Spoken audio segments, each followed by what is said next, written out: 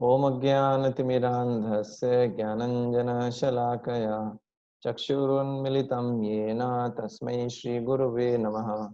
जय श्री कृष्ण चैतन्य प्रभु नित्यानंद, श्री अद्वैत गदाधर शिवासादि गौर भक्त वृंद। हरे कृष्ण कृष्ण कृष्ण हरे हरे, हरे राम राम राम हरे हरे। हरे कृष्णा। कल हम लोगों ने डिस्कस किया था, हमारा चर्चा हुआ था कि ये सेशन चल रहा है सेकंड, क्या गॉड एग्जिस्ट करते हैं। तो हमने डिस्कस किया था कि दो प्रकार के लोग होते हैं, एक आस्तिक और एक नास्तिक। और जो आस्तिक लोग होते हैं वो भी कई कारणों से आस्तिक होते हैं। डर डर के कारण भी आस्तिक बन जाते हैं, या जो है कुछ उनकी इच्छा होती, कुछ मांगना होता है, मंदिर इसलिए भी मंदिर जाते हैं या आस्तिक बन जाते हैं। या जो है फैमिली कोई ट्रेडिशनली उनकी फैमिली में भगवान की पूजा कर रहा है तो वो भी पूजा करते हैं, या सोशल प्रेशर रहता है उसके कारण बन जाते हैं। तो कुछ लोग तो आस्तिक होते हैं, है ना, जैसे कि मैं आपको पीपीटी दिखाया था।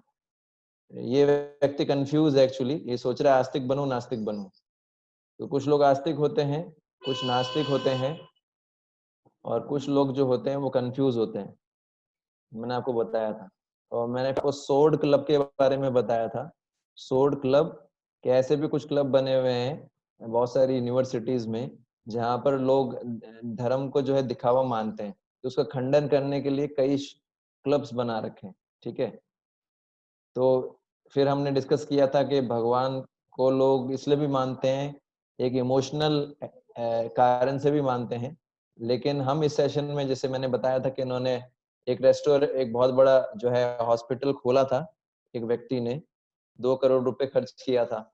और फिर जो हालांकि वो भगवान को नहीं मानते थे, लेकिन उनको सजेशन दिया कि आप थोड़ा पूजा करवा लो, कोई नुकसान नहीं है इसमें, इतना खर्चा कर ही रहे हो, थोड़ा भगवान को क्यों नाराज करते हो। तो ये सब सेंटिमेंटलिज्म है। सेंटिमेंटलिज्म का मतलब होता है कि ये जो भावनात्मक स्तर पे लोग जो है भक्ति करते हैं, उसका कोई लॉजिक नहीं होता, ये भगवान को मानते हैं। तो हम आज डिस्कस कर रहे हैं लॉजिक के हिसाब से कि भगवान होते हैं कि नहीं। हमने कल डिस्कस किया था, तो मैंने बताया था क्रिएशन, ये लॉजिकली साइंटिफिकली हम लोग देख रहे हैं क्या गॉड एग्जिस्ट करते हैं, और एग्जिस्ट करते हैं तो गॉड किनको बोल सकते हैं। तो पहला हमारा प्रिंसिपल था, इसमें हमने प्रिंसिपल डिस्कस किया था, क्लोन। क्लोन करके हमने प्रिंसिपल डिस्कस किया था यहाँ पर, है ना। क्लोन का मतलब क्या है? क्लोन का मतलब है, फर्स्ट का है क्रिएशन। Creation means creator. अगर कोई भी क्रिएशन है, इसका मतलब क्या है, वहां पर क्रिएटर जरूर होगा। तो आपको मैंने बताया था, जैसे एग्जांपल दिया था टेलीफोन का। तो जो टेलीफोन किसी ने बनाया है, डिजाइन क्रिएटर है कौन? Alexander Graham Bell. ये गेट बंद कर देना।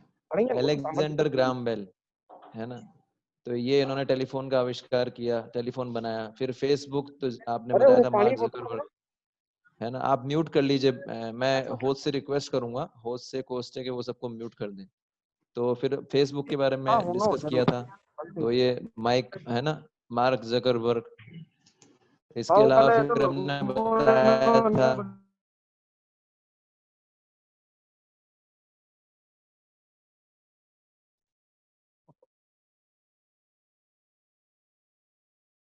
मैंने आपको बताया था कि ऐसा भी क्रिएशन है कि बहुत बड़ा एक पेड़ है जिसको जायंट सिक्वेया बोलते हैं। 300 फीट का इसका हाइट है, और इसका जो डायमीटर है 36 फीट का है। 36 फीट का इसका डाया है, जमीन से जो है कुछ ऊंचाई पे, 36 से कुछ ऊंचाई पे 36 डायमीटर, जो 36 फीट का इतना बड़ा पेड़ है ये। और ये जो है कई हजार पुराना है, 2-3 हजार साल पुराना है। और ये निकलता किससे है? छोटे से बीज से। आप समझ रहे हैं? तो ये भी किसी ने क्रिएशन किया है, बहुत बुद्धिमानी लगाया है। इतने बड़े पेड़ को, आप सोचिए इतना अच्छा पैकेजिंग कौन कर सकता है कि इतने बड़े पेड़ को एक छोटे से बीज में डाल दे। फिर मैंने आपको स्टोरी बताई थी नारद मुनि की, और जो है मोची की, और जो है ब्राह्मण की। तो उससे ही पता लगा था कि जो है कि जो है श्रद्धा का बड़ा महत्व होता है। उस कहानी से पता लगा था कि श्रद्धा faith is very important, first thing. Second thing is that story से पता लगा था कि कैसे जो है, जो जो फेथफुल होते हैं, जो आस्तिक होते हैं, जो भगवान पे विश्वास करते हैं, उनका फेथ भी लॉजिक पे बेस्ड होता है। जैसे कि मोची ने बोला कि नारद मुनि ने बोला उनको कि भगवान जो थे, भगवान विष्णु, वो सुई की नोक से हाथी को निकाल रहे थे। तो ऐसा नहीं, अंधविश्वासी नहीं था कॉबलर। कॉबलर ने लॉजिक दिया बकायदा नारद मुनि को कि हाँ ये संभव हो सकता है। कैसे संभव हो सकता है कि जो भगवान एक छोटे से बीज के अंदर इतना बड़ा पेड़ पैक कर सकते हैं, तो क्या सुई से हाथी नहीं निकाल सकते? तो ऐसा ऐसा नहीं है। आस्तिक लोग जो होते हैं उनके पास भी लॉजिक्स होते हैं, उनका सेंटिमेंटल बिलीफ नहीं होता। आप समझ पा रहे हैं? फिर ये हमने डिस्कस किया था कि पहला तो हो गया ये, जैसे ही कोई भी चीज क्रिएट होती है तो उसके क्रिएटर होते हैं, उसी प्रकार से ये ब्रह्मांड जो, इसकी भी सृष्टि हुई है, तो इसको किसने क्रिएट किया और इसका पर्पस क्या है, ये सबसे इंपॉर्टेंट क्वेश्चन है। और इसी क्वेश्चन के रिप्लाई के, इसी क्वेश्चन को जानने के लिए इतना रिसर्च हो रहा है आज पूरे वर्ल्ड में। जैसे मैंने बताया था गॉड पार्टिकल, गॉड पार्टिकल का मतलब क्या है? ये हिग्स बोसोन, गॉड पार्टिकल पे एक्सपेरिमेंट हुआ था स्विट्जरलैंड के अंदर, जेनेवा के अंदर। इतना पैसा खर्चा किया, इतना बड़ा पार्टिकल एक्सीलरेटर बनाया गया। 99 कंट्रीज के वैज्ञानिक इसमें लगे हुए थे, 99 कंट्रीज, बहुत पैसा खर्च किया। और जो है केवल ये जानने के लिए कि जब सृष्टि की शुरुआत हो रही थी तो क्या कंडीशन थी। तो सब जानना चाहते हैं कि क्रिएशन कैसे हुआ, सृष्टि कैसे बनी, सबके अंदर जिज्ञासा है। तो इसलिए मैं बोला कि कैसे जो है ये किसी ने सृष्टि को भी तो बनाया होगा ना।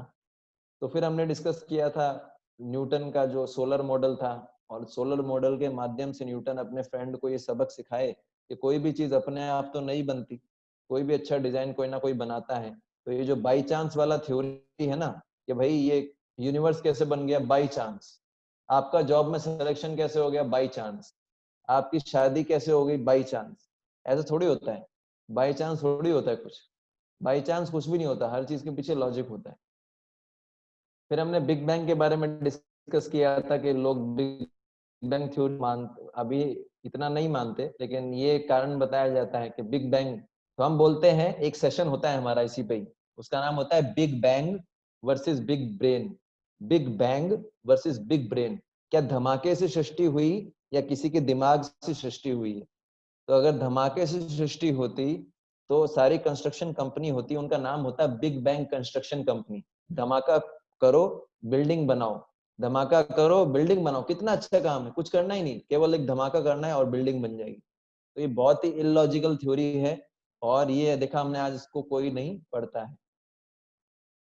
फिर हमने पहला जो क्लोन क्लोन प्रिंसिपल हम डिस्कस कर रहे थे, CLON। तो पहला था क्रिएशन इम्प्लाइज द क्रिएटर, दूसरा था एल, एल का मतलब होता है law implies the law maker. हमने डिस्कस किया था कोई भी नियम अगर है इस सृष्टि के अंदर, तो नियम किसी ने बनाया है। जैसे फॉर एग्जांपल हमने एग्जांपल दिया था ट्रैफिक का लॉ, ट्रैफिक का लॉ भी किसी ने बनाया है ना, कि जो गाड़ियां हैं रेड लाइट पे रुकनी चाहिए, येलो ऑरेंज जो होती है तो रेडी हो जाना चाहिए और ग्रीन पे जानी चाहिए, किसी ने नियम बनाया है ना। किसी ने नियम बनाया है कि राइट साइड से ओवरटेक करना चाहिए, राइट साइड में जो है इस प्रकार से। लेकिन यहाँ के जो भारत के जो ट्रैफिक नियम है वो अमेरिका के ट्रैफिक नियम से बहुत डिफरेंट है। तो ये नियम किसी न किसी ने बनाए हैं, ठीक है। तो प्रकृति में बहुत सारे नियम है कि गर्मी के बाद जो है थोड़ा सा, अभी जैसे गर्मी चल रहा है, उसके बाद थोड़ा मानसून, फिर जो है इसके बाद सर्दी, ये साइकिल ये किसी ने बनाया है। ये सारे लॉज, कोई भी लॉ होता है वो अपने आप नहीं होता है, उसको कोई ना कोई बनाता है। ये हमने कल डिस्कस किया था, है ना। जैसे क्रिकेट के लॉज हैं, ICC बनाए, ऐसे ही करके सोलर सिस्टम के भी अपने कुछ लॉज हैं। तो इससे पता लगता है लॉ इम्प्लाइज लॉ मेकर। तो मैं थोड़ा फास्ट जा रहा हूँ क्योंकि हमने ऑलरेडी डिस्कस कर लिया था ये सब कल। और फिर हमने डिस्कस किया था कि जितने भी छोटी दुनिया ले लो, बड़ी दुनिया, माइक्रो या मैक्रो वर्ल्ड, सभी जो है सब कुछ ना कुछ लॉज से गवर्न होते हैं। तो ये एल प्रिंसिपल हो गया, CL। और ओ मतलब क्या है, ऑर्गेनाइजेशन एंड डिजाइन। हमने चर्चा किया था organization design, organization and order के अंदर फ्रूटी वाला, कि हम फ्रूटी बनाते हैं लेकिन भगवान का नेचुरल फ्रूटी है आम, उसमें कोई प्रिजर्वेटिव भी नहीं डालना पड़ता।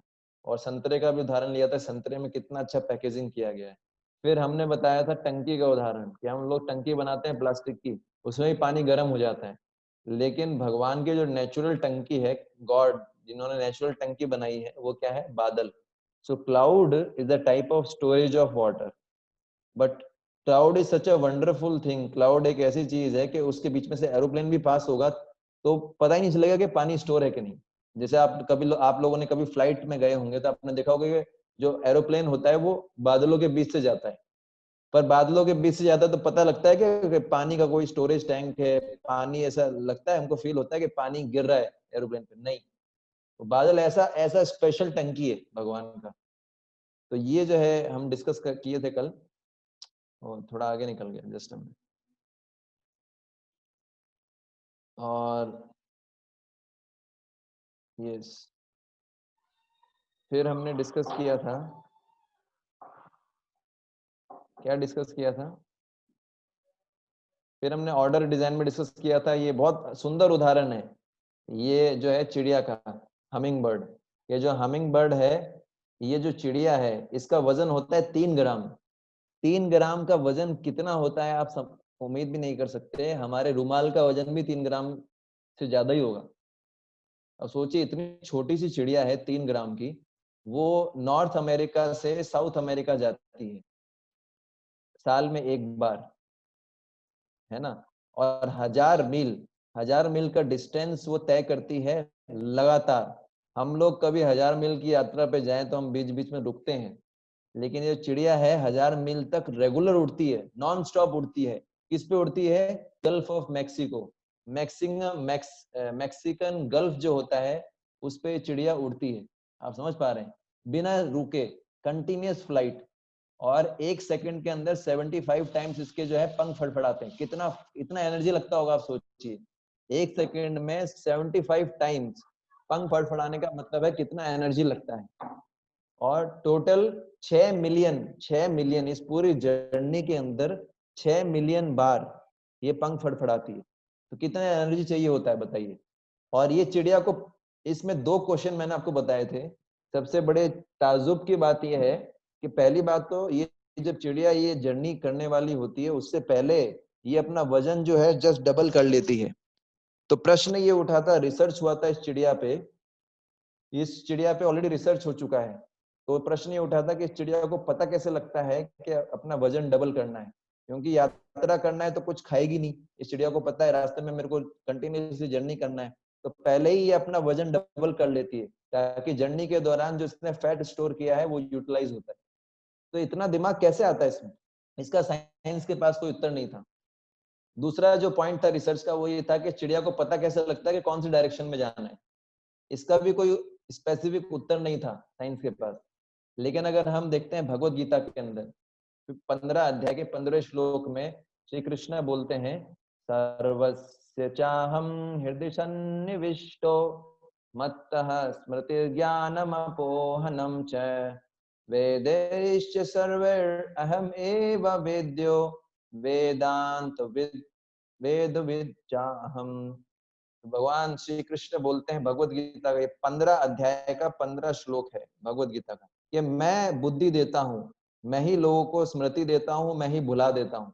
कभी कभी आप लोगों ने नोटिस किया होगा कि आप एग्जाम दे के आए होंगे, एग्जाम दे के आते हैं तो जैसे एग्जाम में होते हैं तब तो आपको वो चीज याद नहीं आती एग्जाम सेंटर में। जैसे ही आप एग्जाम दे के बाहर निकलते हो आप बोलते हो ओह अरे ये तो मेरे को याद आया, कि तुरंत याद आता है, लेकिन उस समय याद नहीं आता। क्यों? इसका साइंटिफिक रीजन है, स्पिरिचुअल रीजन है कि भगवान बोलते हैं मैं स्मृति देता हूँ, मैं बुद्धि देता हूँ।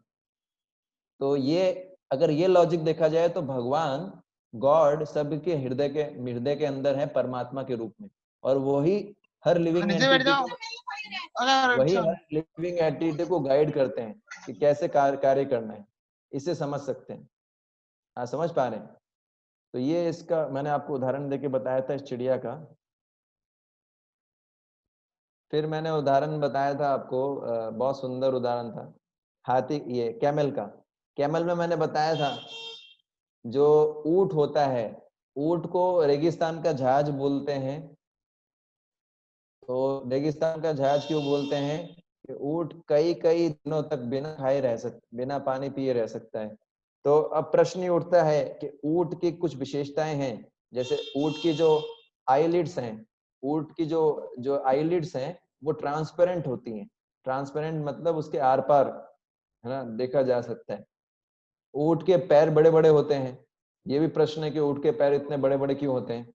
और ऊँट जो होता है 8 दिन तक बिना जो है पानी पिए रह सकता है और एक बार में 130 लीटर पानी पीता है। तो मैंने बताया था कि इस सबका एक कारण है।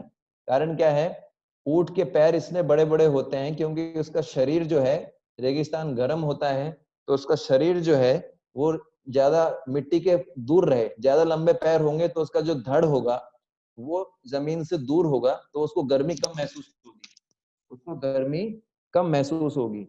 दूसरा, ऐसा बताते हैं कि उसकी आंखें क्यों ट्रांसपेरेंट बनाई है क्रिएटर ने या गॉड ने, कि क्योंकि रेगिस्तान के अंदर हर समय स्टॉर्म्स आते हैं, तूफान आते हैं। तो तूफान आएगा तो वो जो है जर्नी करना उसके लिए इम्पॉसिबल होगा। आंख अगर वो ट्रांसपेरेंट नहीं बनाते तो ऊँट तो चल ही नहीं सकता था। तो ट्रांसपेरेंट होने के कारण उनकी जो आईलिड होती है, जो आईलिड इसको बोलते हैं, ये जो होता है आईलिड, ये आईलिड को ट्रांसपेरेंट इसलिए बनाया ताकि अगर आंख बंद भी रहे, तूफान से मिट्टी ना आए अंदर, तो भी वो जर्नी कर सकता है। और ऊँट जो है पानी स्टोर करके रखता है अपने ये हम्प में, इसको हम्प बोलते हैं इसको। तो कई बार ऐसा भी होता है रेगिस्तान के अंदर कई लोग होते हैं जिनको पानी की कमी होती है। ऐसे कई लोग होते हैं जो ऊँट को मार देते हैं।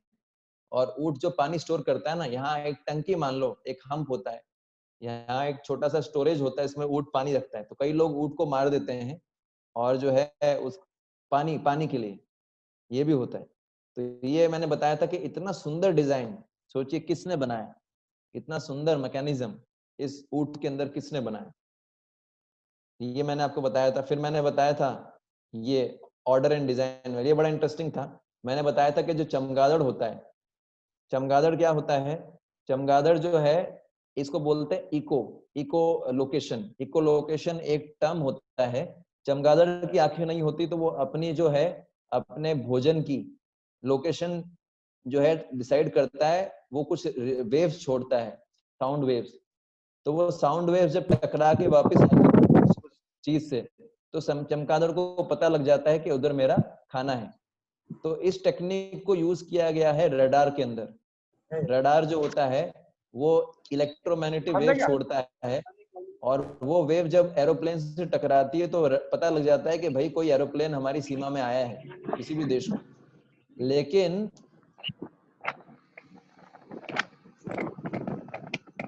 इसमें भी एक विचित्र बात यह है कि एक स्पेशल जीव होता है टाइगर मॉथ।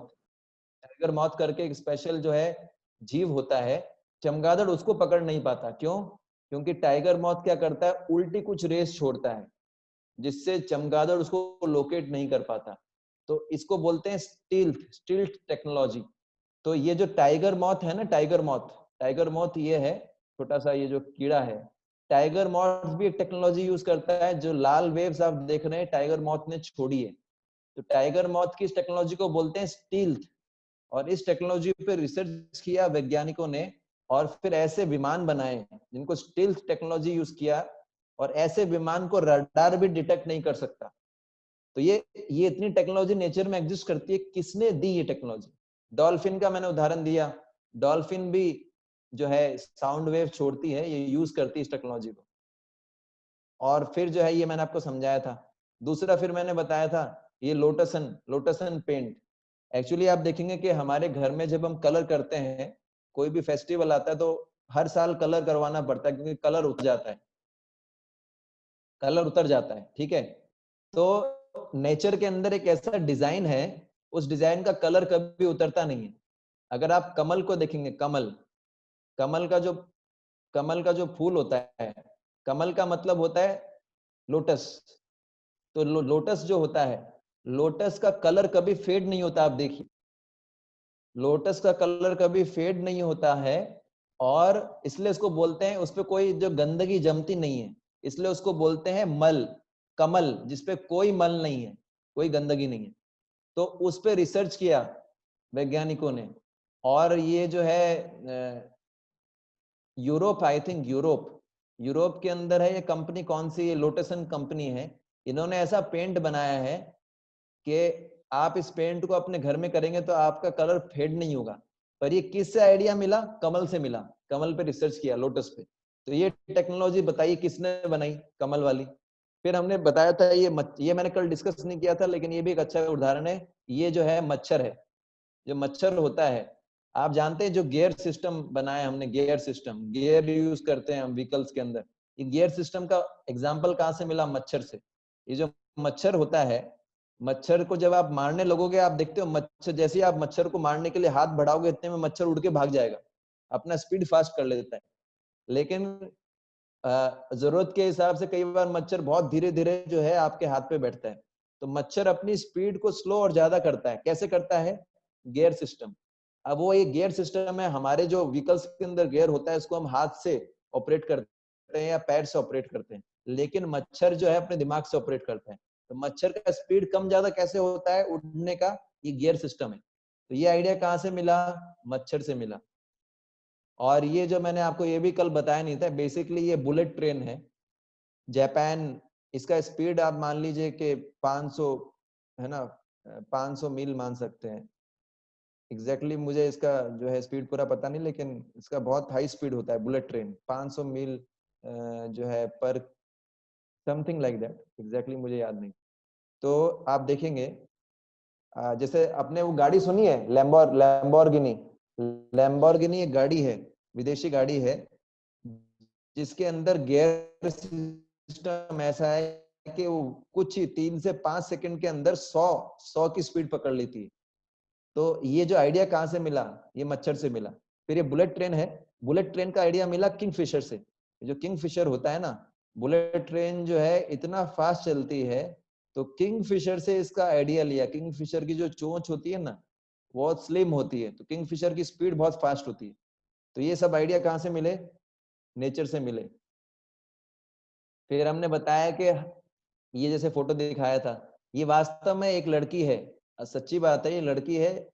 इसका गिनीज बुक में नाम है, क्योंकि इसका जो है, इसके बाल जो है ये पल के ऐसे बढ़ गई कि वो इतना ज्यादा बढ़ गई कि अब मान लो किसी को देखना भी चाहे तो देख नहीं सकती, इसको पल के उठाने पड़ेंगे। तो ये जो है इस तरह के डिजाइन भी हो जाते हैं कई बार, लेकिन भगवान के डिजाइन परफेक्ट होते हैं। आप सोचिए, मैंने उदाहरण दिया था आपको कि भगवान ने इस तरह का डिजाइन बनाया है, गॉड ने इस तरीके से क्रिएशन किया है कि हमारी आंख, हमारी नाक, हमारा मुंह, तीनों पास पास में। क्योंकि जब भोजन खाना होगा तो पहले आंख उसको देखेगी कि भाई वो खराब तो नहीं है।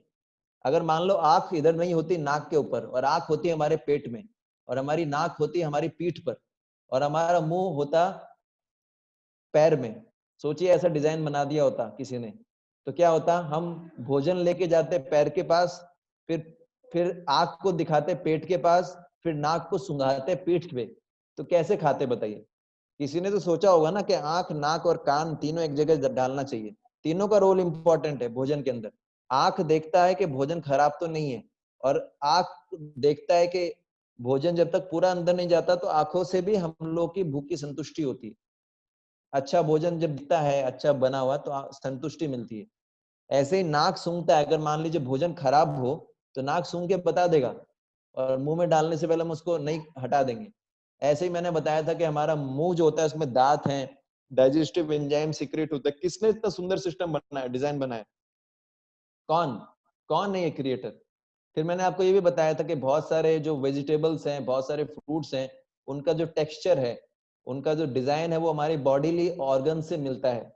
तो उन वेजिटेबल्स को, फ्रूट्स को खाने से हमारा स्वाद, जो वो पर्टिकुलर पार्ट्स को डेवलपमेंट में, नरिशमेंट में हेल्प मिलता है। जैसे कैरेट है, गाजर, ये गाजर है, गाजर को खाने से आंखों की ज्योति बढ़ती है।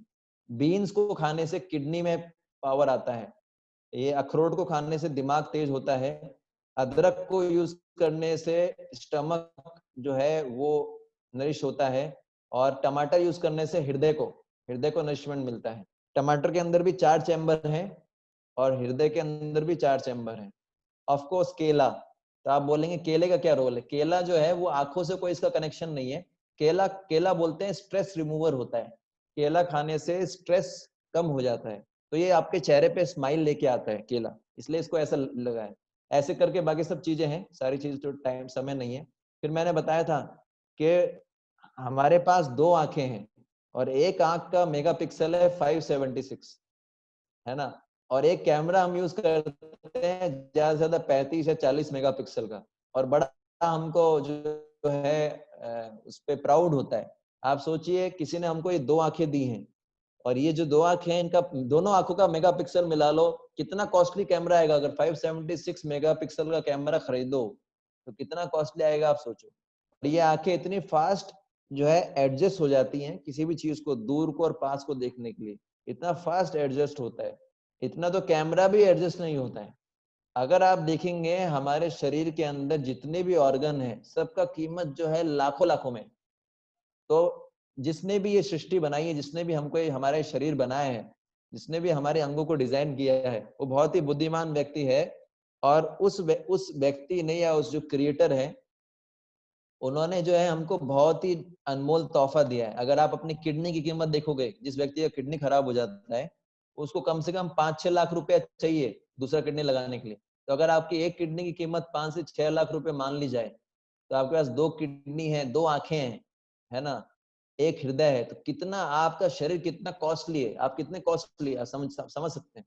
तो एक गिफ्ट है क्रिएटर का हमारे को। तो ये हमने डिस्कस किया था ऑलरेडी। फिर मैंने बताया था कि नेचुरल अर्जेस भी होती हैं। नेचुरल अर्जेस मतलब, नेचुरल अर्जेस भी जो है किसी ने बनाई है।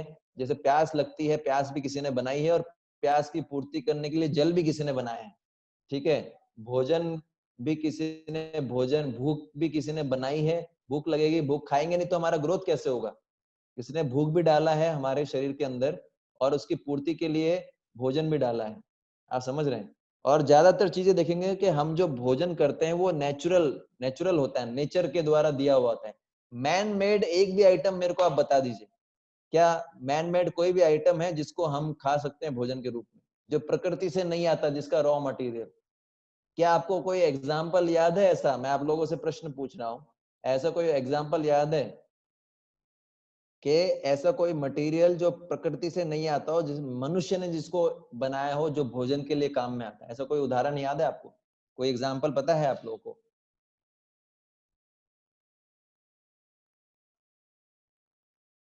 कोई कुछ उदाहरण याद है आपको?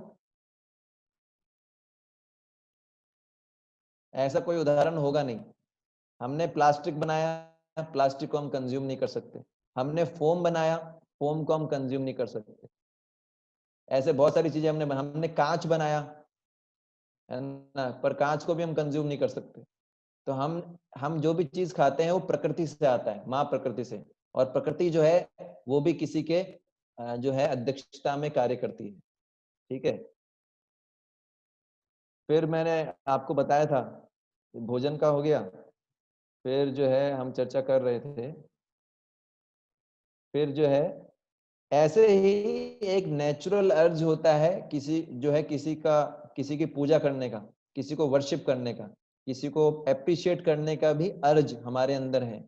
और ये अर्ज भी नेचुरल है। किसी जनरली हम लोग आकर्षित होते हैं, कोई बहुत सुंदर व्यक्ति हो, बहुत बुद्धिमान हो, बहुत ही जो है शक्तिशाली हो, हम उसके फ्रेंड बनना चाहते हैं, उसके साथ फोटो खिंचवाना चाहते हैं। क्यों? क्योंकि हमारे अंदर ये क्वालिटी डाला गया है। पर ये क्वालिटी जो है किस व्यक्ति के प्रति होना चाहिए वो हमको पता नहीं। हम सुंदरता के प्रति आकर्षित होते हैं, लेकिन जो सांसारिक सुंदरता के प्रति आकर्षित होते हैं वो कुछ समय में समाप्त हो जाती है। हम संसारिक जो ऐसे जो जिनके पास ज्ञान है, ऐसे लोगों से भी आकर्षित होते हैं, लेकिन वो भी कुछ समय में खत्म हो जाता है। पर कभी हमको विचार करना चाहिए कि हम इन चीजों से क्यों आकर्षित होते हैं, हम सुंदरता से क्यों आकर्षित होते हैं, हम ज्ञान से क्यों आकर्षित होते हैं, हम लोग शक्तिशाली व्यक्ति से क्यों आकर्षित होते हैं? क्योंकि ये हमारे अंदर डाला गया है, क्रिएटर ने डाला है। क्यों? क्योंकि ये आगे चल के पता लगेगा। क्योंकि ये चीज जो है हमको वास्तव में हम किसी ऐसे व्यक्ति से आकर्षित होते हैं जिसको गॉड बोलते हैं। तो ये हमने डिस्कस किया था, clone, creation, laws, order and natural, ये हमने डिस्कस किया। उसके बाद हमने डिस्कस किया था डेफिनेशन ऑफ गॉड। जैसे एक बहुत सुंदर मेरे को जोक याद आता है, डेफिनेशन की बात बोलते हैं तो अगर आप बोलोगे सिगरेट का डेफिनेशन, आपको पता है सिगरेट का डेफिनेशन क्या है? कोई बता सकता है सिगरेट का डेफिनेशन? या कोई मैरिज का डेफिनेशन बता सकता है, मैरिज का? नवीन जी, या जो है विभू विभू जी, या राज जी, कोई भी बताना चाहेंगे? हर्षवर्धन जी, शशि रेखा माता जी, आप बताना चाहेंगे कि तंबाकू का, सॉरी, ये सिगरेट का डेफिनेशन किसी को पता है? या मैरिज का डेफिनेशन? सुरेश जी, कोई बताना चाहेंगे? हरे कृष्ण प्रभु जी। हरे कृष्ण।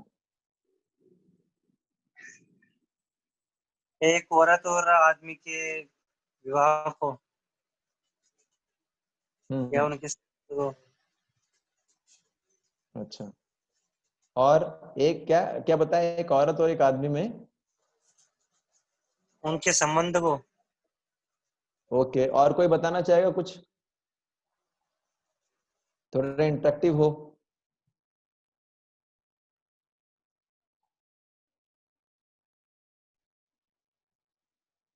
और कोई नहीं बताना चाहेंगे? हम्म। तो तंबाकू, इसका सिगरेट का डेफिनेशन ऐसा प्रकार से दिया जाता है, सिगरेट जो है बेसिकली ये तंबाकू है जिसको रोल किया गया है, रोल्ड तंबाकू। तंबाकू को रोल्ड कर दिया जाता है एक पेपर में। सिगरेट इज अ बेसिकली तंबाकू, tobacco, it is rolled in a paper and having fire at one end, fire at one end and fuel at another end। Cigarette जो है वो तंबाकू को पेपर में रोल करके दिया जाता है, और उसके एक सिरे पे आग होती है, दूसरे सिरे पे मूर्ख होता है। ये सिगरेट का डेफिनेशन। ऐसे ही मैरिज का डेफिनेशन बताते हैं।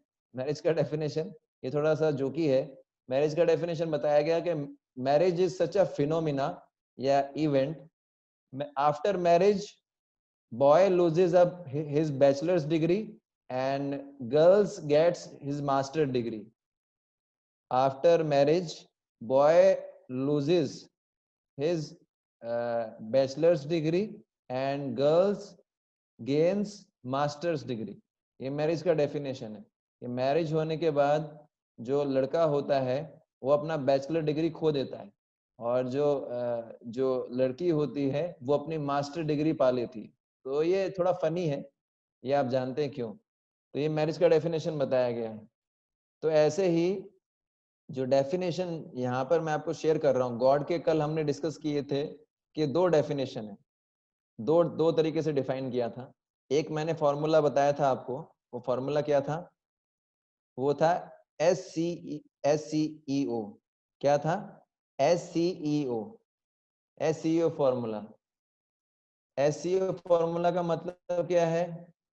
SCEO फॉर्मूला का मतलब मैंने आपको बताया था कि सुप्रीम गॉड के दो डेफिनेशन है। एक तो first is God is supreme source. SCEO formula, SCEO, S का मतलब होता है सुप्रीम सोर्स। गॉड वो व्यक्ति है जो हर चीज का सुप्रीम सोर्स है, उनसे ऊपर कोई सोर्स नहीं है। तो उसका उदाहरण मैंने बताया था रेलगाड़ी का, कि रेलगाड़ी के डब्बे होते हैं और इंजन होता है, इंजन के आगे कोई सोर्स नहीं है, वो इंजन ही गॉड है। तो गॉड का कोई बाप, गॉड का कोई सोर्स हो ही नहीं सकता। अगर कोई गॉड का सोर्स है तो वो गॉड नहीं है फिर। God is the ultimate source. जैसे पानी का सोर्स है, अगर आप जाएंगे हरिद्वार ऋषिकेश जाते हैं, पानी आता है, जैसे जनरली पानी का सोर्स है गंगोत्री यमुनोत्री, और वैसे पानी कहाँ से आता है? ग्लेशियर से, हिमालय से। तो वैसे ही सोर्स बड़ा इंपॉर्टेंट है। आप समझ पा रहे हैं? एक बार एक बच्चा था, उसके जो है ये जो है मेट्रो सिटी की कहानी, एक लड़का था और उसके जो माँ बाप थे, दोनों जो है हमेशा लड़ाई करते रहते थे, मतलब दोनों में बनता नहीं था, और दोनों दूर दूर बैठते, हमेशा बैठे रहते थे, कभी एक दूसरे से बात ना करना, दोनों अपने अपने लैपटॉप पे बैठे रहते थे। तो जो लड़का था, छोटा लड़का, वो सोचता था, बोले यार मेरा जन्म हुआ है या मेरे को डाउनलोड किया गया है, मेरा जन्म हुआ है या मेरे को डाउनलोड किया गया, क्यों? क्योंकि मुझे लगता नहीं कि मेरा जन्म हुआ है, क्योंकि मेरा पिता तो कभी भी एक दूसरे से बात भी नहीं करते, इतना डिस्टेंस आ गया है। तो हर चीज का सोर्स होता है, तो अल्टीमेट सोर्स क्या है? अगर अल्टीमेट सोर्स जो है हर वस्तु का क्या है? गॉड। तो गॉड जो है सुप्रीम सोर्स है, उनके ऊपर कोई सोर्स नहीं है। ये मैंने आपको बताया था कल, है ना? जैसे हमारे पिता उनके पिता, अल्टीमेटली जो परम पिता है वो कौन है? गॉड। तो उसी प्रकार से ये उदाहरण आता है, इससे मैं बता रहा था। फिर जो है दूसरा मैंने बताया था सुप्रीम कंट्रोलर, SCC है ना, सुप्रीम कंट्रोलर। तो जनरली सब लोग कंट्रोलर बनना चाहते हैं इस दुनिया के अंदर, सब लोग चाहते हैं कि चीजें मेरे हिसाब से चले। जैसे एक परिवार का मुखिया होता है, आपके पिताजी होंगे या कोई भी, जैसे किसी के पिताजी हैं, किसी के दादाजी हैं, तो वो कंट्रोलर अपने आप को मानते हैं। लेकिन अल्टीमेटली कंट्रोलर कौन होती है घर में? पिता के ऊपर भी कंट्रोलर कौन है? जो है वाइफ, है ना? तो उसी प्रकार से बताया गया है कि घरों में लड़ाई, कंट्रोलर बनने के लिए इतना कंपटीशन है लोगों में। लोग इवन अपने फैमिली में देख सकते हैं कि अगर टेलीविजन एक ही है, सब लोग रिमोट कंट्रोल चाहते हैं उसका, है ना? हस्बैंड चाहता है मेरे हिसाब से चले, मैं जो देखूंगा वो सबको देखना पड़ेगा। वाइफ सोचती है नहीं, मैं तो सीरियल देखूंगी सास बहू का। तो ऐसा कंट्रोलरशिप के लिए कंपटीशन होता है। लेकिन अल्टीमेटली एक ऐसे कंट्रोलर हैं जिनके ऊपर इस दुनिया में हम देखते हैं कि हर कोई कंट्रोल करता है और वो कंट्रोल होता भी है। इस दुनिया के अंदर ऐसा कोई भी व्यक्ति नहीं है जो ये बोल सकता है कि मेरे ऊपर कोई कंट्रोल नहीं है। आप लोगों से पूछ, आप लोगों का क्या मानना है? आप लोग बताइए, आप सब लोग जो अभी मीटिंग में हैं, क्या आपके ऊपर कोई कंट्रोलर नहीं है? क्या आप बोल सकते हैं मैं बिल्कुल फ्री हूँ? क्या आप लोग बोल सकते हैं हम लोग बिल्कुल फ्री है, हमारा कोई कंट्रोलर, हमारे ऊपर कोई कंट्रोलर नहीं है?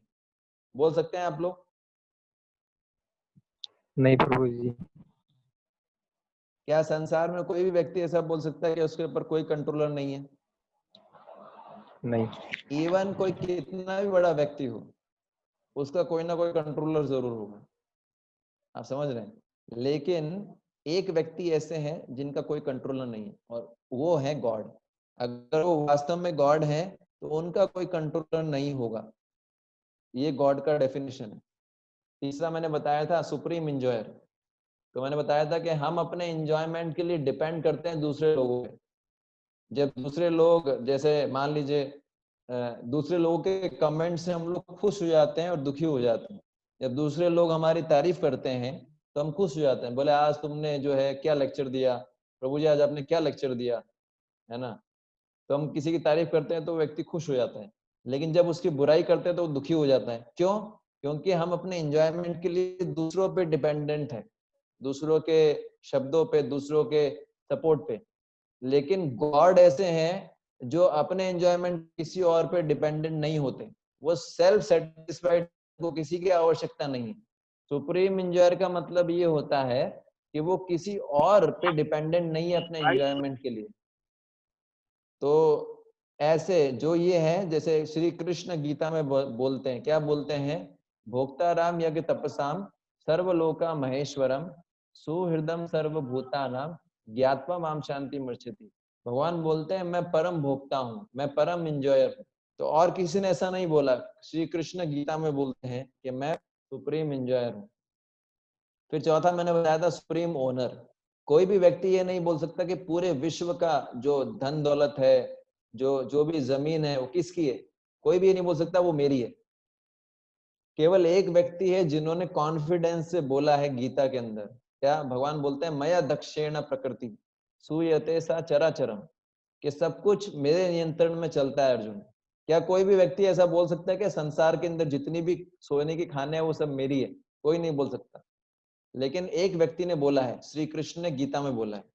तो गॉड की डेफिनेशन एक तरीके से तो ये होती है कि God is supreme, SCEO। CEO होता है कंपनी का मालिक, चीफ एग्जीक्यूटिव ऑफिसर।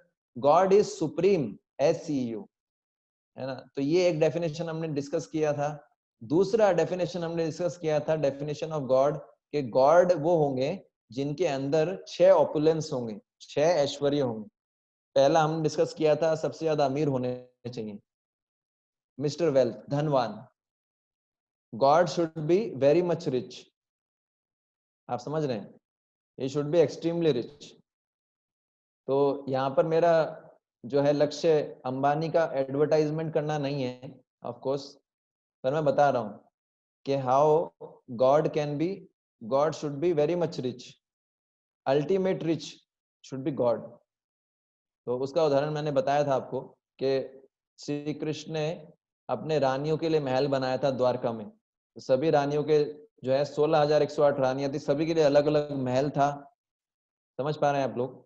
और सभी महलों में हीरे मोतिये रूबी एमरल्ड इनसे बना हुआ था, है ना। तो आप समझ सकते हैं कि अगर हमारे पास कुछ होता है वेल्थ, तो क्या होता है कि हमको लगता है मैं प्रोपराइटर हूँ, लेकिन वास्तव में जितना भी वेल्थ है वो हमारा नहीं है, वो किसका है?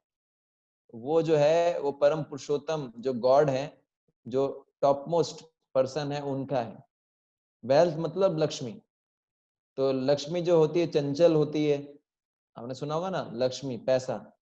तो ऐसा कौन व्यक्ति है हिस्ट्री में जो सबसे ज्यादा वेल्दी रहा है? तो वो है श्री कृष्णा। गीता में ये बताते हैं, ये आता है भागवत के अंदर। और हम स्ट्रेंथ की बात करें तो ये जो है मोहम्मद अली का फोटो है। मोहम्मद अली ऐसा बोलते थे कि बोले मैं जो है तितली के समान उड़ता हूँ, और जब मैं डंक मारता हूँ तो मैं जो है मधुमक्खी के समान डंक मारता हूँ। तो इतना घमंड था इनको, मोहम्मद अली को इतना प्राउड था अपने आप पे कि उन्होंने ये स्टेटमेंट बोला था कि आई एम द ग्रेटेस्ट, मैं सबसे महान हूँ, और जब मैं उड़ता हूँ तो तितली के समान उड़ता हूँ, लेकिन जब मैं डंक मारता हूँ तो मधुमक्खी के समान मारता हूँ। लेकिन ये जो मोहम्मद अली की ऐसी हालत हुई थी बाद में कि इनको पार्किंसन का बीमारी हो गया था, और ये एक चाय का कप भी नहीं उठा पाते थे। तो ये स्थिति हुई थी यहाँ, जो मिस्टर स्ट्रेंथ जिनको बोला जाता है। लेकिन एक ऐसे भी व्यक्ति हैं जिनको जिम जाके अपनी बॉडी नहीं बनानी पड़ी, जो बचपन से ही स्ट्रेंथ था जिनके अंदर, और वो कौन है? श्री कृष्णा। कैसे पता लगता है कि उन्होंने गोवर्धन पर्वत उठाया, बड़े बड़े राक्षसों को मार गिराया। गोवर्धन पर्वत जब उठाया था तो 7 साल की उम्र थी, पूतना को मारा तो कुछ महीनों के थे। फिर मैंने बताया था कि रूपवान जो सबसे ज्यादा सुंदर होता है, he can be called God. तो इस वर्ल्ड के अंदर जो हम ब्यूटी देखते हैं वो तो कुछ समय में डिसअपियर हो जाती है।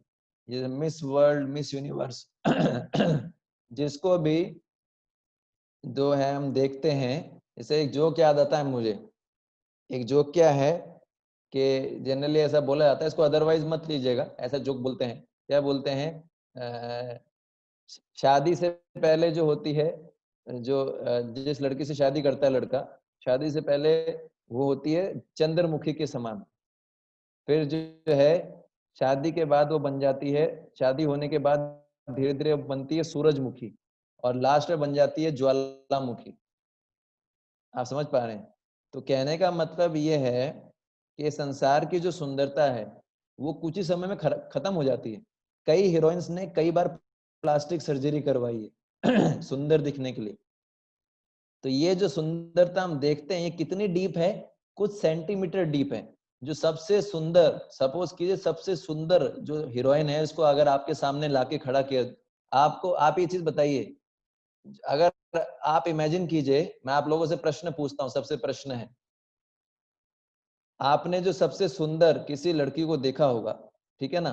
अब मान लीजिए कि उसी जो है उसकी स्किन को, उस लड़की की स्किन को छील दिया जाए, जो चाकू होता है ना जिससे छीलते हैं, वो पीलर बोलते हैं, पीलर, खाल जो स्किन छीलते हैं। अगर उस चाकू से उस लड़की की स्किन को थोड़ा छील दिया जाए, छीलने के बाद कितने लोग आप आकर्षित होंगे उस लड़की से? बताइए, क्या लगता है, क्या विचार है आपका? समझ पा रहे हैं आप लोग? हरे कृष्णा। आप लोग सोए तो नहीं ना? नहीं, बिल्कुल नहीं सोए। हाँ, लग ऐसा रहा है क्योंकि किसी का कोई नहीं रिप्लाई नहीं नहीं आ रहा है। नहीं नहीं प्रभु जी, ऐसा नहीं। ये कौन तो है? आप बताइए क्या क्या लगता है आपको, अगर पीलर से उसका स्किन वो कर दिया जाए पील, तो कितने लोग आकर्षित होंगे? प्रभु जी कोई भी नहीं होगा। एक गिन तरीके से आएगी और इंसान का जी घबराने जैसा होगा। तो ये संसारिक सुंदरता है, जिस सुंदरता से हम प्रेम मेरी करते भी हैं ना। बात क्या? मेरी भी बात करो प्रभु जी। हरे कृष्णा।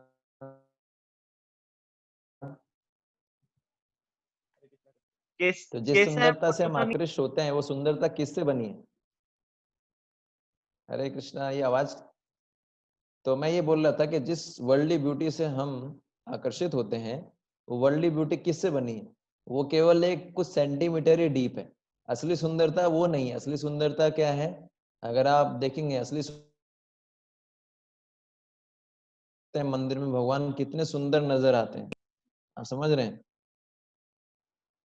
इतने सुंदर नजर आते हैं। मंदिर में जिनका तो विग्रह इतना सुंदर है, जिनका मूर्ति इतना सुंदर है, तो आप समझ सकते हैं वो कितने सुंदर होंगे। तो सुंदरता की भी बात करें तो कृष्ण के समान कोई सुंदर आज तक हुआ नहीं है, इसलिए उनको बोलते हैं मदन मोहन। और श्रीमती राधा रानी को बोलते हैं मदन मोहन मोहिनी। फिर है मिस्टर नॉलेजेबल, ज्ञान की बात किया था। आइंस्टाइन को सबसे नॉलेजेबल माना जाता है। एक बार की बात है कि आइंस्टाइन के पास एक हॉलीवुड की बहुत ही सुंदर हीरोइन आई थी, और उन्होंने आइंस्टाइन को एक प्रस्ताव दिया था कि आप सबसे जो है बुद्धिमान हैं और मैं बहुत सुंदर हूँ। अगर हम लोग शादी कर लेंगे तो हमारे जो बच्चे रुको होंगे रुको उनमें हम शादी कर लेंगे तो हमारे जो दोनों बच्चे होंगे, जो हमारे बच्चे होंगे दोनों के, वो सुंदर भी होंगे और बुद्धिमान भी होंगे। तो आइंस्टाइन को एक प्रस्ताव दिया कि आप मेरे से शादी कर लीजिए। तो आइंस्टाइन ने उनको रिप्लाई किया, बोले ये हो सकता है, लेकिन दूसरी दूसरी चीज भी हो सकती है। ऐसा ना हो कि हमारे बच्चों में जो है मेरी सुंदर मेरा मेरा जो है चेहरे के गुण आ जाए और आपका दिमाग के गुण आ जाए, तो गड़बड़ हो जाएगा। यदि बच्चों के अंदर बुद्धि आपसे आई तो आप तो इतने बुद्धिमान नहीं है, और मेरे से उनकी सुंदरता है तो मैं तो इतना सुंदर नहीं हूं, तो ये भी हो सकता है। तो आइंस्टाइन ने रिजेक्ट कर दिया था उनका प्रपोजल। तो हम देखते हैं नॉलेज की भी बात करते हैं तो श्री कृष्ण से आज तक कोई भी नॉलेजेबल हुआ नहीं है। उन्होंने गीता लिखा, ऐसा गीता दिया है जो हर टाइम प्लेस सर्कमस्टेंसेस में एप्लीकेबल होता है। फिर फेम की बात करें तो मैंने बताया था कि आज लोग बड़े फेमस हैं, लेकिन कृष्ण ऐसे व्यक्तित्व हैं जो पूरे संसार में फेमस है। चाहे अच्छे व्यक्ति हो, चाहे कोई भी, चाहे मुस्लिम हो, क्रिश्चियन हो, सब जानते हैं कृष्ण को। चाहे कोई अच्छी भावना से जाने, कोई बुरी भावना से जाने, सभी कृष्ण को जानते हैं। तो फेमस जो है वो भी कृष्ण है। और रिनंसिएशन की बात करें तो ये बिल गेट्स का फोटो, ये बिहार का फोटो है बेसिकली। बिल गेट्स जब भारत आए थे, तो बिल गेट्स इतने अमीर व्यक्ति हैं, ऐसा बताया जाता है कि वो अगर हर साल 1 करोड़ रुपए भी डोनेट करते हैं तो कई अपना पूरा जीवन उनका जो है निकल जाएगा, फिर भी वो उनको कोई समस्या नहीं होगी। इनको इतना पैसा रहता है। तो इतना पैसा कमाते हैं विंडोज से, उनकी विंडो से पैसा गिरता है, लेकिन फिर भी ये जो है इनमें स्वभाव है दान करने का, ये दान देते हैं बहुत। तो ये प्रवृत्ति आई कहाँ से? तो हम ऐसे व्यक्तियों से आकर्षित होते हैं जो बहुत सुंदर हो, जो बहुत बलशाली हो, जो बहुत बुद्धिमान हो, जो बहुत वैरागी हो। तो ये वास्तव में क्या है, लेकिन अल्टीमेट इस संसार के अंदर कोई बहुत सुंदर है लेकिन बुद्धिमान नहीं है, कोई बहुत वैरागी है लेकिन क्या है, वैरागी तो है लेकिन क्या है, सुंदर नहीं है या बुद्धिमान नहीं है। तो एक व्यक्ति ऐसे हैं जिनके अंदर सारी क्वालिटीज हैं अनलिमिटेड अमाउंट में एक साथ। जैसे उनका नाम है कृष्ण। इसलिए अगर देखा जाए तो कौन जो कृष्ण है इस डेफिनेशन के हिसाब से परफेक्ट बैठते हैं, जिनको हम भगवान बोल सकते हैं। ठीक है, ये हमने डिस्कस किया था। फिर जो है हमने डिस्कस किया था क्या, ये श्लोक है जो हमने कल दोहराया था विष्णु पुराण से, ये सेम ही इसका मतलब है जो मैंने बताया। तो ये डेफिनेशन ऑफ गॉड हो गया है ना। ये श्लोक का मतलब ऐश्वर्यस्य वीर्यस्य श्रियः ज्ञान यशस्य वैराग्योस, ये हमने कल डिस्कस किया था। तो गॉड जो है वो क्या है, सुप्रीम SCU। और भगवान को जानने का फायदा क्या है, मैंने कल बताया था कि हमारी सारी समस्याओं का एक ही कारण है कि हम अपने पर हमारा कनेक्शन है ऐसे व्यक्ति से, हम ऐसे व्यक्ति से संबंध रखते हैं जो सबसे अमीर है, सबसे सुंदर है, सबसे बुद्धिमान है। और हम अपनी छोटी छोटी चीजों के लिए जो है स्ट्रगल करते हैं इस दुनिया में। हम छोटी छोटी चीजों के लिए स्ट्रगल करते हैं इस दुनिया में, क्यों? क्योंकि हम अपने पिता के पास, परम पिता के पास नहीं जाना चाहते। जैसे वो बालक था, जो अपने पिता को छोड़ के चला गया था वसीयत लेके, लेकिन बाद में वो अपने पिता के पास आता है तो पिता उसको स्वीकार करते हैं। उसी प्रकार से भगवान को अगर हम जान ले, उनसे संबंध बनाए, तो क्या फायदा होगा, क्योंकि भगवान हर चीज के सोर्स हैं। भगवान बुद्धि के भी सोर्स हैं। भगवान जो है सब चीजों के सोर्स है अल्टीमेटली। तो हमको भी भगवान चाहे तो बुद्धि दे सकते हैं, धन दे सकते हैं। तो अगर हम भगवान से संबंध बनाए तो हमको हर प्रकार से भगवान मदद करने के लिए तैयार है। और भगवान सुप्रीम कंट्रोलर है।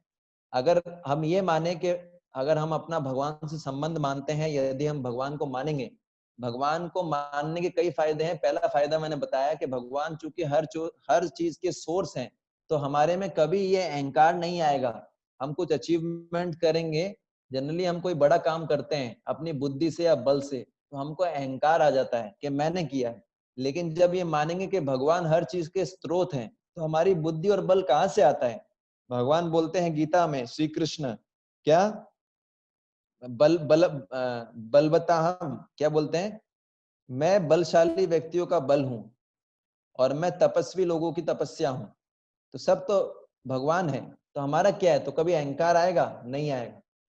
और अगर भगवान को हम मानते हैं, तो जो कंट्रोल करने का भाव है, हम सब लोग दुनिया में एक दूसरे को कंट्रोल करना चाहते हैं।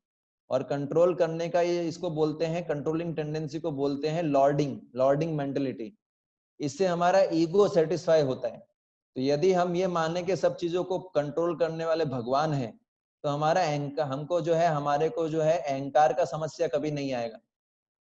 पहले में जो था, सोर्स मानने से हमारे में कभी प्राउड नहीं आएगा। और कंट्रोलर जब हम भगवान को मानते हैं, जनरली लोगों को ये जो है ये भी प्राउड होता है कि मैं परिवार चला रहा हूँ, मैं कंट्रोल करता हूँ। कंट्रोलरशिप की भावना से हमारे में स्ट्रेस आता है, क्योंकि हम चाहते हैं चीजें मेरे हिसाब से हो। लेकिन जब चीजें मेरे हिसाब से नहीं होती तो मैं स्ट्रेस में आ जाता हूँ। लेकिन जब हम ये मानेंगे कि भगवान कंट्रोलर है, तो मुझे कोई स्ट्रेस नहीं होगा, क्योंकि मैं मानूंगा कि जो सब कुछ भगवान के नियंत्रण में चल रहा है, इसलिए चिंता करने की कोई बात नहीं है। और अगर भगवान को हम सुप्रीम इंजॉयर मानेंगे, तो हमारी ईर्ष्या खत्म हो जाएगी। क्यों? भगवान सुप्रीम इंजॉयर है। अगर मैं भी भगवान से जुड़ जाऊं तो मुझे भी इंजॉयमेंट मिलेगा, क्योंकि मैं जिस व्यक्ति से जुड़ना चाहता हूं वो सुप्रीम इंजॉयर है, तो वो मुझे भी इंजॉयमेंट प्रदान कर सकते हैं यदि मैं उनसे जुड़ जाऊं। तो जो है हमारा जो इंजॉयमेंट का जो टेंडेंसी है वो भी फुलफिल हो जाएगा। और सुप्रीम ऑनर है हर चीज के भगवान। तो यदि हम ये भगवान को जान जाए, उनसे संबंध बनाए, तो हमको जो है कभी भी जो है ये हमारे अंदर ये भावना नहीं आएगा। क्या भावना नहीं आएगा? पॉजिटिवनेस नहीं आएगा। और हम निश्चिंत रहेंगे हर परिस्थिति में, हर परिस्थिति में निश्चिंत रहेंगे। और पॉजिटिवनेस, हर चीज को जो है पॉजेस करने का, नहीं नहीं ये तो मेरा है, मैं मेरा, ये सब भावना खत्म हो जाएगी। तो ये सब बेनिफिट है, मैंने डिस्कस किया आप लोगों के साथ में गॉड को जानने के। फिर हमने डिस्कस किया था गॉड को कैसे जान सकते हैं। तो मैंने बताया था जो चीज नहीं दिखती है उसको उसके प्रभाव से जाना जा सकता है, उसका प्रभाव कैसा पड़ता है। ठीक है, जैसे मैंने बताया था जब हमको किसी भी चीज के बारे में जानना हो तो 3 तरीके होते हैं। एक होता है प्रत्यक्ष प्रमाण। मतलब अपनी आंखों से देखना। 3 प्रकार से ज्ञान प्राप्त किया जाता है। एक तो देख अपनी जो है मतलब ऐसा है कि जैसे अगर आपको किसी भी चीज के बारे में ज्ञान प्राप्त करना है, या आप ऐसे मान लीजिए कि आप बोलेंगे प्रभु जी ठीक है हमने मान लिया। क्या मान लिया? कि चलो भगवान होते हैं, लेकिन ना भगवान को देखेंगे कैसे जानेंगे? तो ये डिस्कस कर रहे हैं हम लोग कि हमको ये समझना चाहिए कि भगवान को जनरली हम इस संसार के अंदर नॉलेज प्राप्त करते हैं 3 प्रकार से। प्रत्यक्ष मतलब खुद जब तक आप नहीं देखेंगे, उस चीज का अनुभूति नहीं करेंगे, तब तक आप उस चीज को नहीं मानेंगे। मतलब जब तक मैं नहीं देखूंगा कि भगवान मेरे सामने आ जाए, तब तक मैं क्यों मानूं कि भगवान है? प्रत्यक्ष। तो पहला तरीका होता है ज्ञान प्राप्त करने का, होता है प्रत्यक्ष, है ना। फॉर एग्जाम्पल हमको अपने इंद्रियों पे, लेकिन ये जो तरीका है ज्ञान प्राप्त करने का, ये सबसे बेस्ट तरीका नहीं है। कैसे? प्रत्यक्ष प्रमाण में हम गलती करते हैं चीजों को समझने में। क्यों? क्योंकि हमारे अंदर 4 कमियां हैं। कोई भी कंडीशनड लिविंग एंटिटी, मतलब कोई भी इस वर्ल्ड के अंदर कोई भी लिविंग एंटिटी है उसके अंदर 4 समस्याएं पाई जाती हैं। पहला क्या है? पहली चीज तो है कि उसकी इंद्रिय अपूर्ण है। हमारे जो सेंसेस हैं वो लिमिटेड हैं। हमारी जो आंख है वो कुछ ही रेंज में देख सकती है, जिसको बोलते हैं 400 से 700 रेंज है। उससे अगर बाहर कोई वस्तु होगी उसको हम देख नहीं सकते। तो कहने का मतलब ये, अगर भगवान एग्जिस्ट भी करते हैं और वो अगर इस रेंज के बाहर होंगे तो हम बोलेंगे कि भगवान तो होता ही नहीं है, क्योंकि हम उनको देख नहीं पा रहे हैं। पर ऐसा नहीं, जिस चीज को हम देख नहीं पा रहे हैं वो होती नहीं, क्योंकि हमारी इंद्रियों की क्षमता लिमिटेड है। हमारे कान जो हैं वो 20 हर्ट्ज से 20 किलो हर्ट्ज में ही सुन पाते हैं। तो अगर कोई साउंड 20 हर्ट्ज से नीचे होगा या 20 किलो हर्ट्ज से ऊपर होगा तो वो हम नहीं सुन पाएंगे, तो हम बोलेंगे कि कोई ध्वनि नहीं है। तो मैं आपको अल्टीमेटली ये बताना चाहता हूं कि हमारे जो सेंसेस हैं इनकी कैपेसिटी लिमिटेड है। तो इनसे हम कोई भी ज्ञान प्राप्त करेंगे तो उसमें क्या होगा, सेंसेस लिमिटेड होने के कारण हमारी इंद्रियों में अपूर्णता है, उसके कारण हम कोई भी जो है हम क्या करेंगे, मोहित हो जाएंगे, भ्रमित हो जाएंगे। और भ्रमित कैसे हो जाएंगे? जैसे मृग मरीचिका होता है मिराज। तो हमको क्या दिखता है कि सड़क के ऊपर पानी है, गर्मी के दिनों में मिराज बोलते हैं उसको, मृग मरीचिका, लेकिन वो पानी होता नहीं है। या रेगिस्तान के अंदर ऐसा दिखता है कि पानी है, तो जो पथिक होता है वो उसके पीछे जाता है, सोचा है पानी मिलेगा, लेकिन पानी होता नहीं है और वो प्यास से मर जाता है। तो क्यों? क्योंकि उसने अपनी इंद्रियों पे विश्वास किया। इंद्रिय अपूर्ण है तो आंखों ने दिखाया कि पानी है, लेकिन पानी वास्तव में नहीं था, तो वो भ्रमित हो गया। तो पहली चीज है कि हमारी इंद्रिय अपूर्ण है। इंद्रिय अपूर्ण होने के कारण हम भ्रमित हो जाते हैं। भ्रमित होने के कारण तीसरी प्रॉब्लम क्या होती है कि हम गलती करते हैं। गलती कैसे करते हैं? फॉर एग्जाम्पल, जैसे एक बार प्लेग फैला था बहुत बुरी तरीके से, रशिया की बात है या अमेरिका की मुझे पता नहीं, प्लेग फैला था। तो ये साइंटिफिक रिसर्च किया गया कि प्लेग इतना क्यों फैल रहा है। तो उन्होंने पता लगा कि प्लेग फैल रहा था बिल्लियों के कारण। तो सभी ने डिसाइड किया कि बिल्लियों को मरवा देना चाहिए। जैसे अभी कोरोना महामारी चल रहा है ना, वैसे प्लेग फैला था भयंकर, तो बिल्लियों को मरवा दिया गया। अब जब क्योंकि ये साइंटिस्ट लोगों ने रिसर्च करके पता लगाया कि बिल्लियों के कारण हो रहा है, और फिर जब बिल्लियां मर गई तो और तेज गति से प्लेग फैलने लग गया। क्यों? क्योंकि बिल्लियों के कारण प्लेग नहीं फैल रहा था, चूहे के कारण फैल रहा था। और अब जो बिल्लियां थी वो तो चूहों को खत्म करने में मदद कर रही थी। तो ऐसा होता है कई बार कि हमारी इंद्रियां अपूर्ण होती हैं, उनसे जो हम ज्ञान प्राप्त करते हैं वो जो नॉलेज होता है वो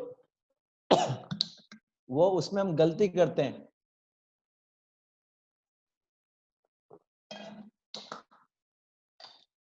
तो मैंने आपको 3 दोष बताए हमारे, और गलती करने के बाद क्या होता है, हम उसको छुपाते हैं। कोई भी व्यक्ति अपनी गलती स्वीकार नहीं करना चाहता है ना, उसको बोलते हैं चीटिंग, गलती छुपाना। जैसे अगर मान लीजिए किसी से कोई गलती हो जाए तो उसको स्वीकार करेगा? नहीं करेगा, सब उसको छुपाएंगे। तो ये धोखा देने की प्रवृत्ति है, चीटिंग टेंडेंसी। आप दुकानदार के पास जाओगे, वो बोलेगा कि महाराज जी आप ही के लिए हम जो है सस्ते में दे रहे हैं, आप ही के लिए महाराज जी, आपको बहुत सस्ते में दे रहे हैं, लेकिन वो सबसे ज्यादा पैसा साधुओं से लेते हैं। तो ये धोखा देने की प्रवृत्ति है, चीटिंग टेंडेंसी, ये कारण है।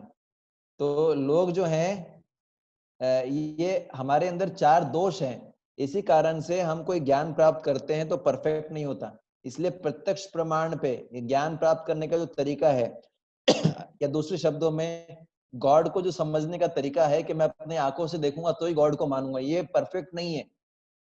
मैं आपको एक वीडियो दिखाता हूँ, देखना चाहेंगे? हरे कृष्णा। यस प्रभु जी।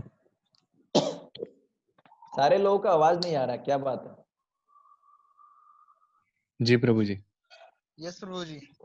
जी प्रभु जी। हाँ, तो अब देखिए कोई व्यक्ति भ्रमित कैसा होता है। पहले तो आपको मैं दिखाता हूँ, ये देखना कैसे एक व्यक्ति भ्रमित हो जाता है। उसको अपनी आंखों पे विश्वास होता है लेकिन वो भ्रमित हो गया। तो हमको अपनी इंद्रियों पे विश्वास नहीं करना चाहिए। 1 मिनट, ये वीडियो ऑन हो रहा है।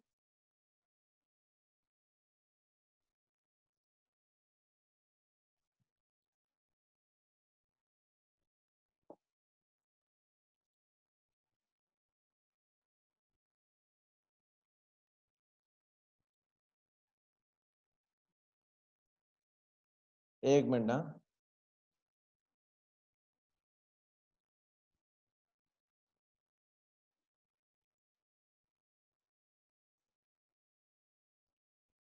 गौर से देखिएगा, बड़ा इंटरेस्टिंग वीडियो है। सब लोग रेडी हैं? ये देखिए कैसे व्यक्ति भ्रमित होता है। इसमें आवाज नहीं है ज्यादा, इसमें आवाज नहीं है। चलाऊं? रेडी हैं सब लोग? यस और नो? यस प्रभु यस। देखिए कैसे व्यक्ति भ्रमित होता है।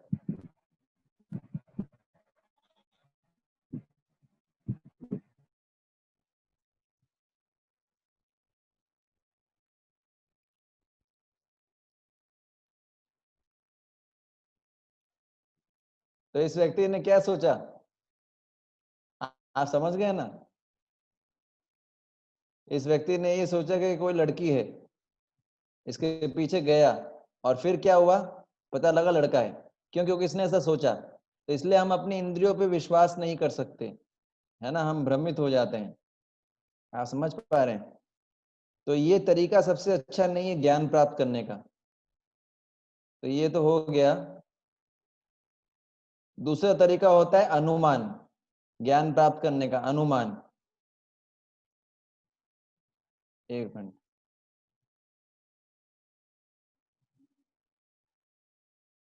तो एक तरीका मैंने बताया प्रत्यक्ष, एक मैंने बताया अनुमान। अनुमान तरीका कोई भी चीज के बारे में नॉलेज प्राप्त करना है तो उसमें क्या है, उसको एक तरीका होता है, इसको बोलते हैं हाइपोथेसिस। हाइपोथेसिस मतलब उसके बारे में आप सोचो, उसके बारे में आप सोचो, हाइपोथेसिस बोलते हैं। अनुमान करो कि शायद ऐसा हुआ होगा, शायद ऐसा होगा। जैसे साइंटिस्ट लोग बोलते हैं ना, शायद ऐसा हुआ होगा, इसको बोलते हैं हाइपोथेसिस। अनुमान किया, अनुमान किया, मैंने अनुमान लगाया। एक मिनट ना, मैं थोड़ा वीडियो प्ले करने का प्रयास करता हूँ।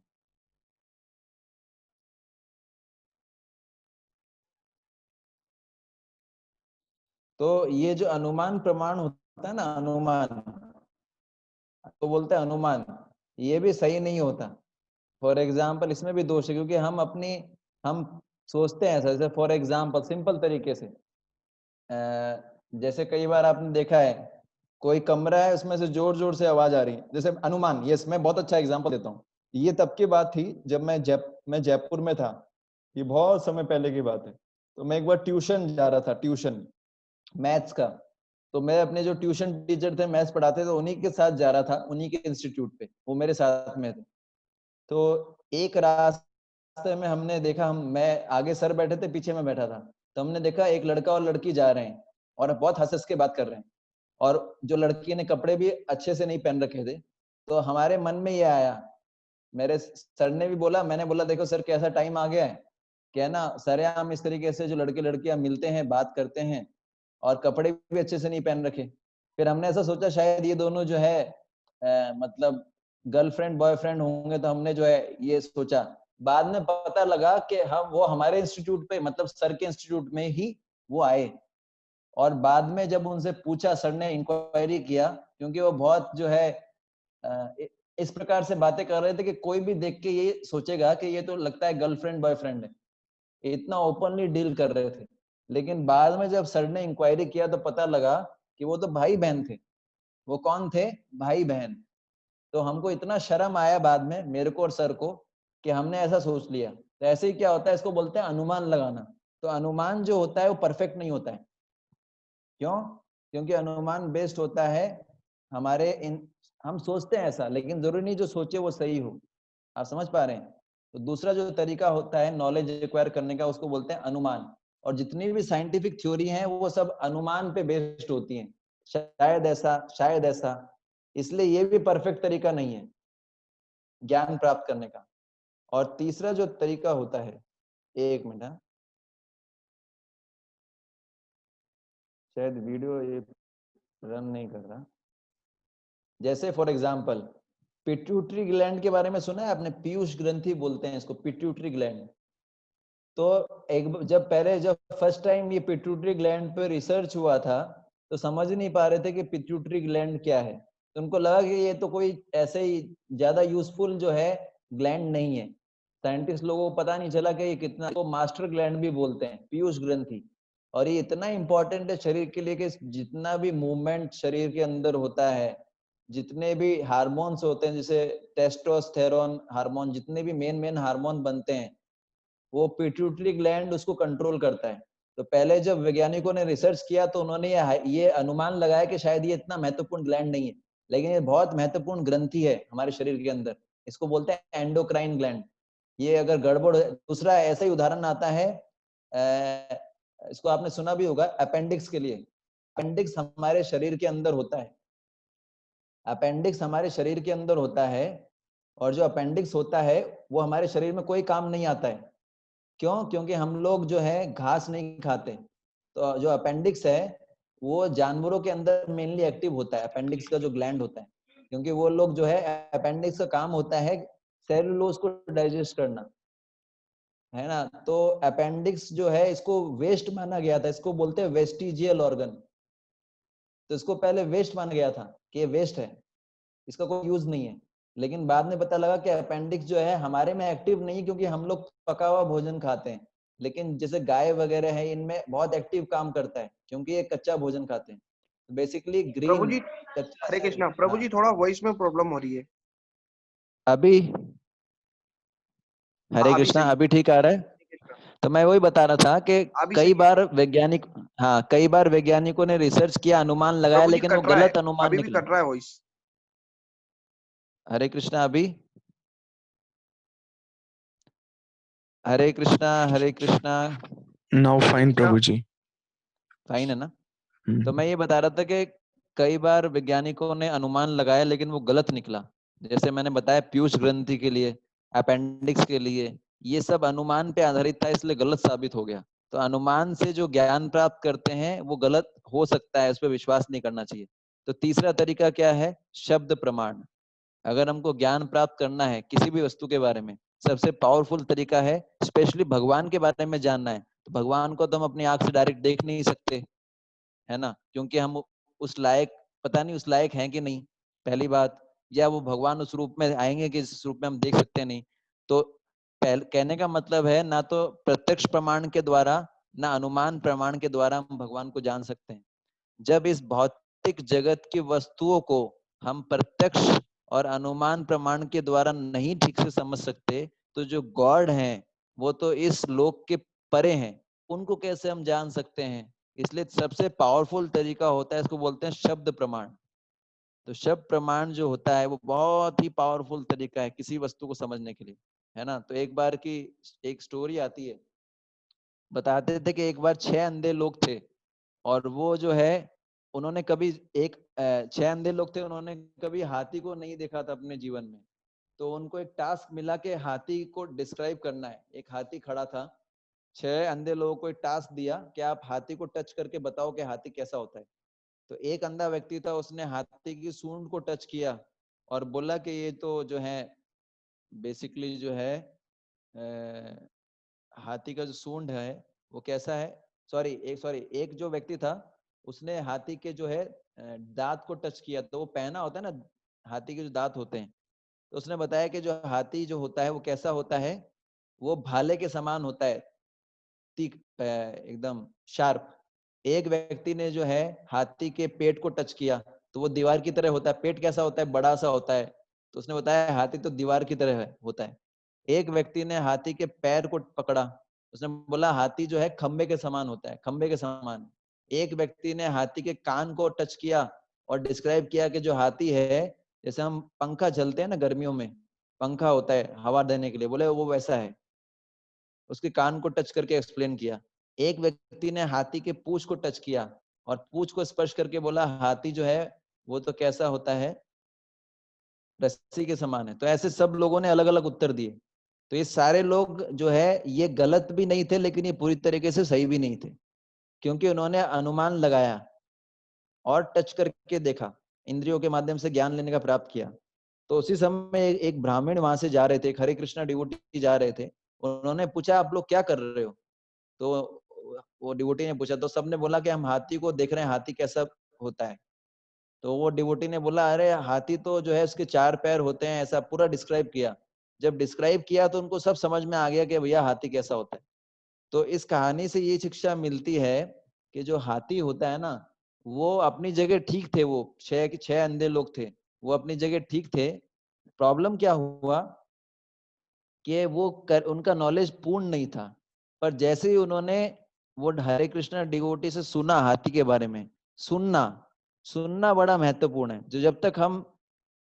जो जब इस जगत की चीजों को भी हम बिना सुने समझ नहीं सकते। स्कूल कॉलेज में भी जो पढ़ाया जाता है उसमें सुनने का बड़ा रोल होता है। तो जब भगवान को जानना हो जो इस जगत के परे की वस्तु हैं, तो क्या आप उनको ऐसे ही जान जाओगे? तो भगवान को जानने का सबसे इंपॉर्टेंट तरीका है शब्द प्रमाण। तो एक वीडियो है जो मैं आपको दिखाता हूँ शब्द प्रमाण पे, बहुत अच्छा वीडियो है, देखना चाहेंगे आप लोग?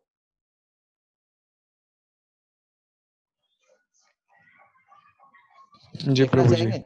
हाँ हाँ प्रभु जी। जी। एक मिनट।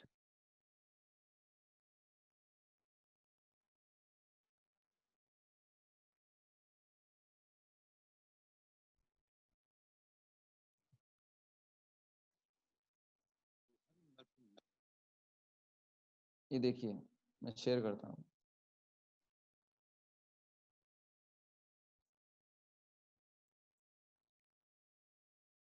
दिख रहा है सबको? Manufacture. We simply repeat the words and the instruction given by the Buddha.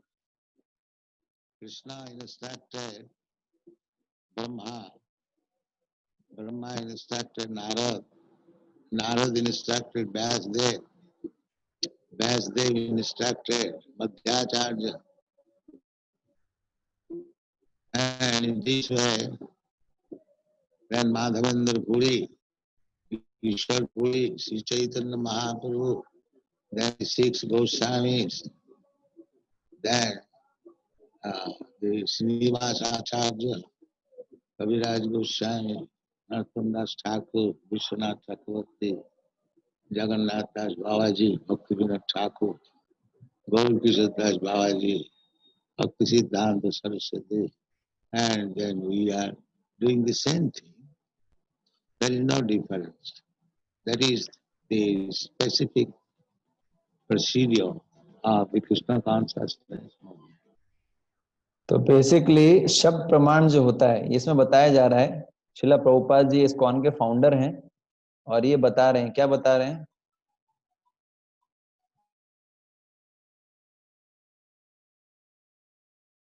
ये बता रहे हैं कि सबसे बेस्ट तरीका है भगवान के बारे में जानने का, आध्यात्मिक ज्ञान को अनुशीलन करने का सबसे बेस्ट तरीका है कि हम क्या करें, जो है हम सुने, गुरु परंपरा से सुनना चाहिए, है ना, गुरु परंपरा से सुनना चाहिए।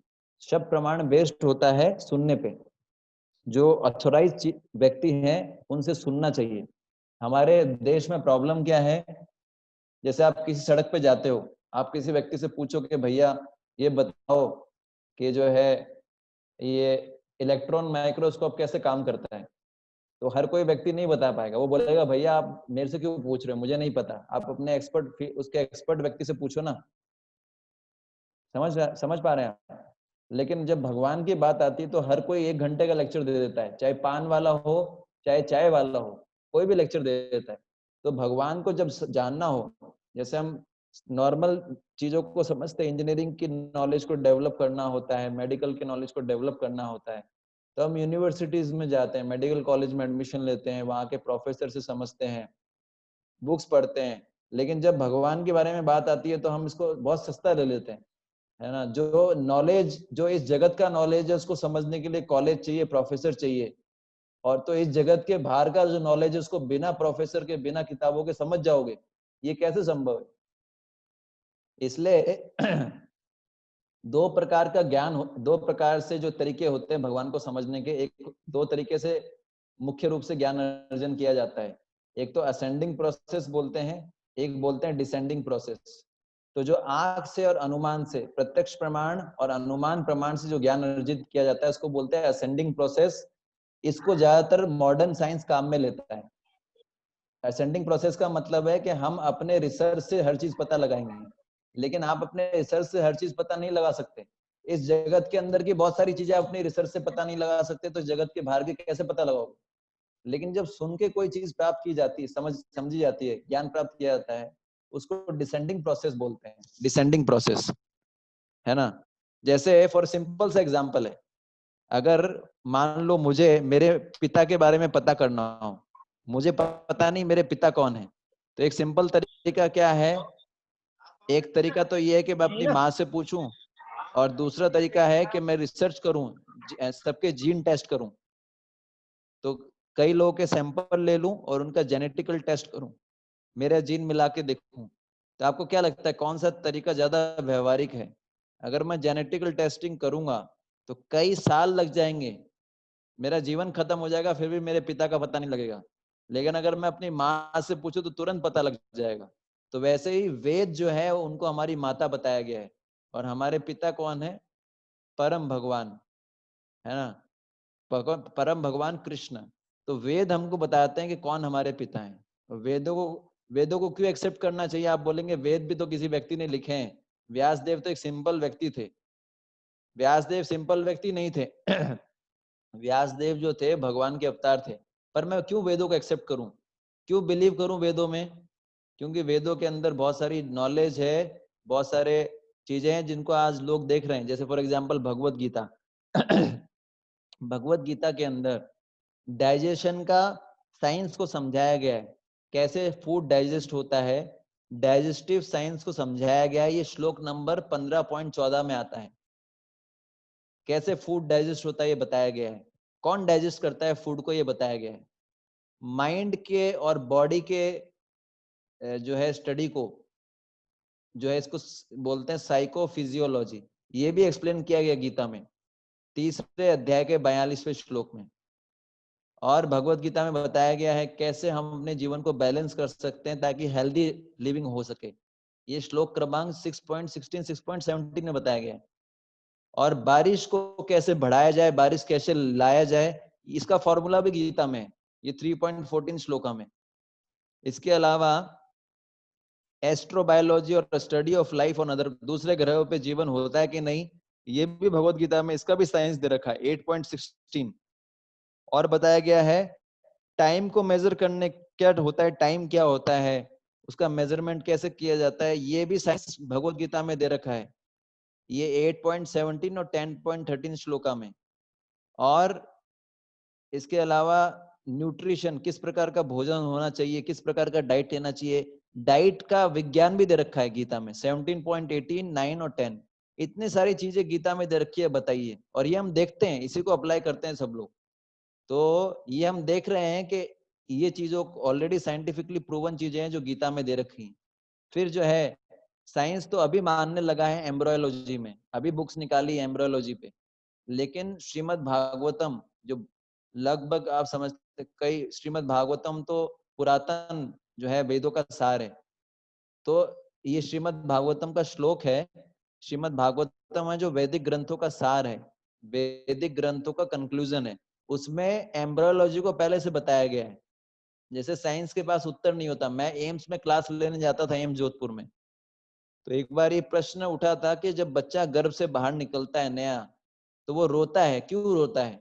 इसका उत्तर वेद बताता है कि उसको गर्भ में बहुत कष्ट मिलता है। मैंने बताया था आपको गर्भ के कष्ट का पिछले सेशन में। लेकिन मॉडर्न साइंस मानता है कि वो इसका कोई कारण ही नहीं पता मॉडर्न साइंस को, वो तो इसको अच्छा मानता है। तो साइंस ने तो अभी डिस्कवरी किया है बच्चा कैसे डेवलप होता है, लेकिन ये ऑलरेडी दे रखा है हमारे वेदों में। तो बहुत सारी चीजें जो साइंस अभी डिस्कवर कर रहा है वो वेदों में ऑलरेडी दे रखा है। जैसे फॉर एग्जांपल काउ प्रोडक्ट्स के बारे में पहले से महाभारत में दे रखा है।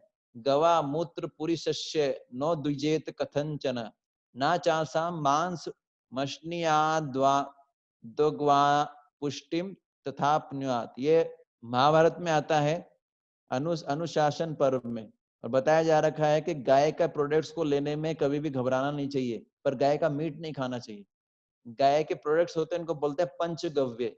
जैसे काऊ डंग, गाय का मूत्र, दूध, घी, दही, ये जो है ये गाय के गोबर में एंटीसेप्टिक प्रॉपर्टी होती है, इसलिए पहले गाय के जो गोबर को थेपते थे उससे जो सात्विक एनवायरनमेंट भी रहता है।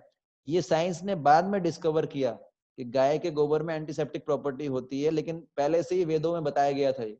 तो जो वेदों की भविष्यवाणी जो है वो सब सत्य हुई है, साइंस भी डिस्कवर कर रहा है। फिर बताया जाता है गाय के गोबर के अंदर माइकोबैक्टीरियम वेके नाम से एक जो है बैक्टीरिया होता है, जो बालकों के ब्रेन डेवलपमेंट के लिए बहुत अच्छा है। तो इसलिए आपने देखा होगा जनरली जो लोग पागल खाना होता है ना उसके आसपास गौशाला रखते हैं। पहले ऐसा होता था, अभी मुझे पता नहीं, कि जहाँ पागल खाने होते थे वहां गाय रखते थे, क्योंकि गाय जो है सात्विक प्राणी है। गाय का स्पर्श करने से सात्विकता बढ़ती है। और ऐसा भी रिसर्च हुआ है कि ये माइकोबैक्टीरियम जो है इसके इफेक्ट से जो है ब्रेन डेवलपमेंट अच्छे से होता है। इसलिए कई कई जगह जो है गौशाला में ले जाया जाता है ना, बच्चों को। फिर है एंटी रेडिएशन। तो ये बहुत सारी प्रॉपर्टीज हैं, तो ये ऑलरेडी बता रखा है वेदों में। फिर बता रखा है, ये तो महाभारत में शांति पर्व में दे रखा है। भृगु मुनि ने भारद्वाज मुनि को बोला था क्या, from these circumstances I see that trees have life, they are not inanimate. देखिए उस समय बोला गया था कि पेड़ों के अंदर भी जीवन होता है। और आज जो है जगदीश चंद्र बसु ने जब अनाउंस किया कि पेड़ों में जीवन होता है, तो सबने नोबेल प्राइज दे दिया। सॉरी, उनका बड़ा गुणगान हुआ। तो ये तो पहले से दे रखा है ना वेदों में, और ये हम देख रहे हैं प्रूफ भी हो रहा है। तो ये जो है, ये जो अभी हम डिस्कस कर रहे हैं बेसिकली, क्या वेदों में बिलीव क्यों करें। तो एक तो साइंटिफिक इंफॉर्मेशन से वेदों में बिलीव कर सकते हैं। दूसरा बताया गया है इंस्ट्रक्शन मैनुअल। कोई भी हम प्रोडक्ट खरीदते हैं ना, उसके साथ में एक छोटा पुस्तक आता है कि कैसे उस प्रोडक्ट को ऑपरेट किया जाए। जैसे कैमरा है, वॉशिंग मशीन है, अगर हम उस मैनुअल के हिसाब से उसको ऑपरेट करते हैं तो वो उसका लॉन्ग जर्नी, लॉन्ग लाइफ होता है। लेकिन हम उसको मन मर्जी ऑपरेट करते हैं तो क्या होता है, उसका लाइफ शॉर्ट हो जाता है। जैसे इंडक्शन कुकर है कोई भी, तो वैसे ही हमारे जीवन को कैसे ऑपरेट करना चाहिए, इसके लिए हमको ऑलरेडी एक मैनुअल मिला है जिसको बोलते हैं भगवत गीता, है ना। तो मैनुअल के अंदर इंस्ट्रक्शंस होते हैं कि कैसे जो है कैसे ऑपरेट करना है। वैसे ही हमारी लाइफ का मैनुअल है वेद या वेदों का सार भगवत गीता।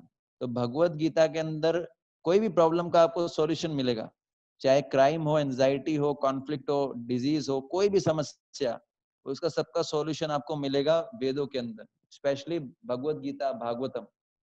आपकी कोई भी समस्या हो, ऐसी कोई समस्या नहीं होगी जो अर्जुन ने हमारे लिए पूछा नहीं हो। ऐसी कोई समस्या नहीं होगी जो वेदों के बाहर हो। जो भी समस्या अभी लोगों को फेस कर रहे हैं और लोग फ्यूचर में फेस करेंगे, सबका सॉल्यूशन वेदों में है। पर हमको उनकी तरफ मुड़ना चाहिए, और ये प्रूफ भी हुआ है। जैसे ये कोरोना के बारे में जो आप सुन रहे हैं ना, ये कोरोना के बारे में जो इन्फॉर्मेशन थी, एक छोटा बच्चा है जिसका नाम है अभिज्ञ। अभिज्ञ नाम से एक बच्चा है जो एस्ट्रोलॉजी पे उसका कमांड है। अभिज्ञ ने 1 साल पहले ही बता दिया था ये कोरोना का शुरू होने से पहले। और एस्ट्रोलॉजी एक ऐसा विज्ञान है, उसमें कई लोगों ने प्रेडिक्ट कर दिया था कि 2020 के साल जो है उसमें इतना ऐसा एक समस्या आएगा जिसमें कई देश इफेक्टेड होंगे, और वह वही हो रहा है। और जो लड़का है वो अभिज्ञ, उसने ऐसा बताया था कि चाइना एक गलती करेगा जिसके खामियाजा पूरे विश्व को भुगतना पड़ेगा, और ऐसा ही हुआ। उसने एग्जैक्ट नहीं बताया था कि कोरोना होगा, लेकिन उसने ऐसा प्रेडिक्ट किया था। तो आप देखते हैं इस वेदों के अंदर हमारी हर प्रॉब्लम का सॉल्यूशन है। जैसे आयुर्वेदा है, आयुर्वेदा के अंदर आप ट्रीटमेंट लेते हैं तो हर चीज का सॉल्यूशन है वेदों के अंदर। और जो भविष्यवाणी की गई है, बहुत सारे प्रेडिक्शंस भी किए गए हैं जो सत्य हुए हैं। जैसे आप वेदों के अंदर देखोगे, बुद्ध के बारे में भी प्रेडिक्शन मिलता है कि महात्मा बुद्ध कब आएंगे, ये श्रीमद् भागवतम के अंदर मिलता है। लेकिन ये श्रीमद् भागवतम 5000 साल पहले, है ना, ये जो है सॉरी, श्रीमद् भागवतम जो सुखदेव गोस्वामी ने बोला था कलयुग के स्टार्टिंग में, लगभग जो है 500 कुछ साल पहले आप देखेंगे। तो श्रीमद् भागवतम लेकिन उससे पहले बोला था, लेकिन उससे पहले जो है ये तो एग्जिस्ट करता है। उसमें से पहले ही बता दिया गया था कि बुद्ध कब आएंगे। ऐसे ही अशोक के बारे में बताया गया है। ऐसे ही चाणक्य पंडित के बारे में भविष्यवाणी की गई कि चाणक्य पंडित नाम से एक पंडित होगा कलयुग में, और वो ऐसा ही हुआ है। और फ्यूचर के बारे में बताया गया है कि कल के नाम से एक अवतार आएगा भगवान कृष्ण का कलयुग के लास्ट में। ये पहले से बताया गया है। ये भी बता दिया गया है उनके माता का नाम क्या है, पिता का नाम क्या है। अभी तक जो हमने देखा है वेदों में जो भविष्यवाणी है वो सही हुई है। जैसे अशोक के बारे में, किंग अशोक, उनके बारे में वेदों में बताया गया है, बुद्ध के बारे में बताया गया है, ये सब सत्य है। ये श्लोक है जिसमें भगवान बुद्ध के बारे में बताया गया है। ऐसे ही गरुड़ पुराण के अंदर गौरांग महाप्रभु, चैतन्य महाप्रभु के बारे में भविष्यवाणी। चैतन्य महाप्रभु कौन थे? चैतन्य महाप्रभु भगवान कृष्ण स्वयं आए थे भक्त के रूप में, आज से लगभग 525 कुछ साल पहले, 500 सवा 500 साल पहले। और जो है इसलिए हम लोग इस्कॉन के मंदिर में चैतन्य महाप्रभु की पूजा करते हैं। तो ये भी गरुड़ पुराण में वर्णन है। फिर जो है फ्यूचर के बारे में बताया गया कि कलयुग में क्या क्या होगा, पहले से ही आप सावधान हो जाइए। बताया गया है ततश्चानुदिनम धर्म सत्यम शौचम क्षमा दया काले न बलिना राजन नानक्षति आयुर्बलम स्मृति। तो सुखदेव गोस्वामी जो है बहुत बड़े संत थे जिन्होंने भागवत बोला था, वो बता रहे हैं परीक्षित महाराज को, जो पांडवों के इनहेरिटर थे। क्या बोला कि धर्म, सत्यता, इसको क्या बोलते हैं क्लीननेस को हिंदी में, साफ सुथरापन, सहनशीलता, दया की भावना, जो है आयु, शक्ति, फिजिकल शक्ति, मेंटल शक्ति, ये सब जो है कम हो जाएगी कलयुग के प्रभाव के साथ। और हम देख भी रहे हैं पहले के लोग जो है ज्यादा स्वस्थ होते थे, हट्टे कट्टे होते थे, लेकिन आज कमजोर हैं शारीरिक रूप से, मानसिक रूप से। पहले स्ट्रेस डिप्रेशन कम होता था, आज ज्यादा है। लोगों की आयु पहले बहुत ज्यादा होती थी, लेकिन आज 100 भी मुश्किल होता है टच करना। पहले के लोग ज्यादा साफ सुथरा रहते थे, स्नान करते थे 3-3 बार, लेकिन आजकल के लोग तो एक बार भी स्नान नहीं करते। पहले के लोग झूठ नहीं बोलते थे, आजकल के लोग बहुत झूठ बोलते। तो ये सब हम देख रहे हैं। तो ये जो जितने भी प्रेडिक्शन किए गए हैं वेदों में, ये सब सत्य हो रहे हैं, इसलिए हमको वेदों पे यकीन करना चाहिए। तो why put faith in scripture, वेदों पे क्यों विश्वास करना चाहिए? पहला, क्योंकि वेदों ने जो इन्फॉर्मेशन दी है वो साइंटिफिक रूप से भी जो है प्रूफ हो गई है। दूसरा, वेद जो हमको है, हमारे लिए इंस्ट्रक्शन मैनुअल है, उनमें कई प्रॉब्लम्स का सॉल्यूशन है जिसको हम अप्लाई करते हैं तो उससे लाभ मिलता है। तीसरा, फ्यूचर प्रेडिक्शंस के बारे में बताया गया है वेदों में जो सत्य हुए हैं, इसलिए वेदों पे विश्वास करना चाहिए। अब वो गॉड कौन है, हम ऐसा बता रहे हैं आपको, ये हमारा प्रपोजल है कि वो सुपर अट्रैक्टिव गॉड कौन है? कृष्णा। केवल एक ही पर्सनैलिटी है जिनसे सब मैच करता है, वो कौन है? कृष्णा। कैसे कृष्ण हो गए? क्योंकि ब्रह्मा जी बोलते हैं, ब्रह्मा जी खुद बोल रहे हैं, ईश्वर परमः कृष्ण सच्चिदानंद विग्रह अनादिरादिर गोविंद सर्व कारण कारणम। ब्रह्मा जी से ज्यादा कोई बुद्धिमान व्यक्ति इस ब्रह्मांड में तो नहीं है ना। ब्रह्मा जी का कितना बुद्धि है, ब्रह्मा जी खुद बोल रहे हैं कि भाई टॉप मोस्ट व्यक्ति कौन है, भगवान कौन है, ईश्वर कौन है? कृष्ण। इसके अलावा ये देखिए, आप टर्मिनोलॉजी देखिए, ये यहाँ पर बताया गया है, ब्रह्मा जी के लिए शब्द यूज हुआ है श्लोक में ब्रह्मोवाच, है ना। शिव जी के लिए यूज हुआ है श्री रुद्र उवाच। ब्रह्मा जी के लिए यूज हुआ है ब्रह्मोवाच, शिव जी के लिए यूज हुआ है श्री रुद्र उवाच। लेकिन कृष्ण के लिए क्या यूज हुआ है? श्री भगवान उवाच। ना ब्रह्मा जी के लिए यूज हुआ है श्री भगवान उवाच, ना शिव जी के लिए यूज हुआ है। केवल एक ही व्यक्ति के लिए भगवान शब्द यूज हुआ है, वो है कृष्ण के लिए। तो ऐसे ही भगवान गीता में बोलते हैं कि मैं सभी चीजों का सोर्स हूं। ये 10.8 श्लोक है भगवत गीता का।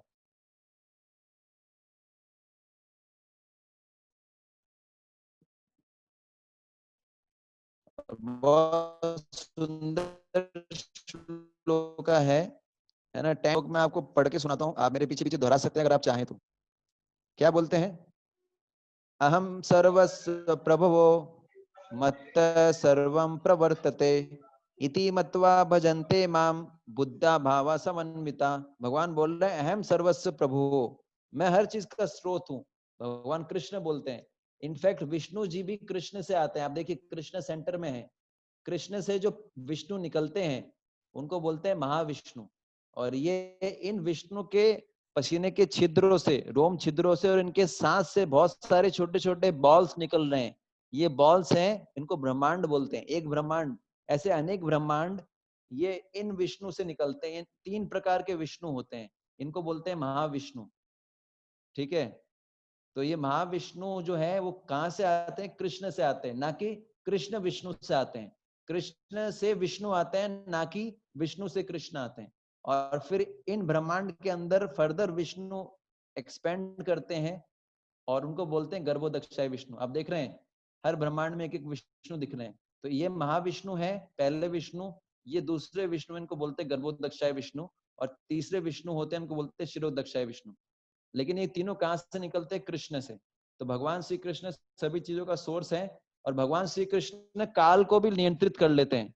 हम सब लोग जितने भी इस जगत के अंदर है सब टाइम के द्वारा कंट्रोल होते हैं, लेकिन एक व्यक्ति है जो टाइम को कंट्रोल करता है, वो है कृष्ण। और भगवान गीता में श्लोक बोलते हैं, कालो अस्मि लोक क्षयकृत प्रवृद्धम, कि मैं काल के रूप में सबको कंट्रोल करता हूं। ना तो शिव जी ने बोला है ना ब्रह्मा जी ने। और भगवान गीता में बोलते हैं 10.2 श्लोका में, अहम आदिर ही देवा नाम।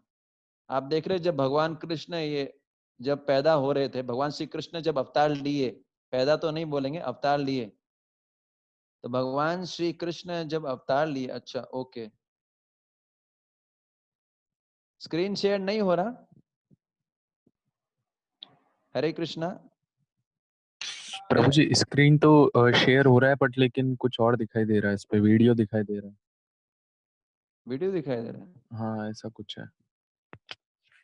एक मिनट, कितनी देर से दिख रहा है? अभी दिखा है पहले? काफी देर से हो रखा है। अभी क्या दिख रहा है आपको? अब दिख रहा है प्रभु जी। ओके, तो ये बोला गया है गीता में, भगवान बोलते हैं। इसके पहले का स्लाइड ये था, मैंने बताया कि कृष्ण से विष्णु आते हैं, ना कि विष्णु से कृष्ण आते हैं। और टाइम का मैंने कंसेप्ट बता ही दिया आपको, ठीक है। और जो है ये मैंने बता दिया। फिर जो है श्रीमद् भागवतम के अंदर पहले स्कंद के 3 अध्याय के 28वें श्लोक में आता है, एते चम स्कलापुम साम कृष्णस्तु भगवान स्वयं। जितने भी प्रकार के अवतार हैं, ये 10 अवतार हैं।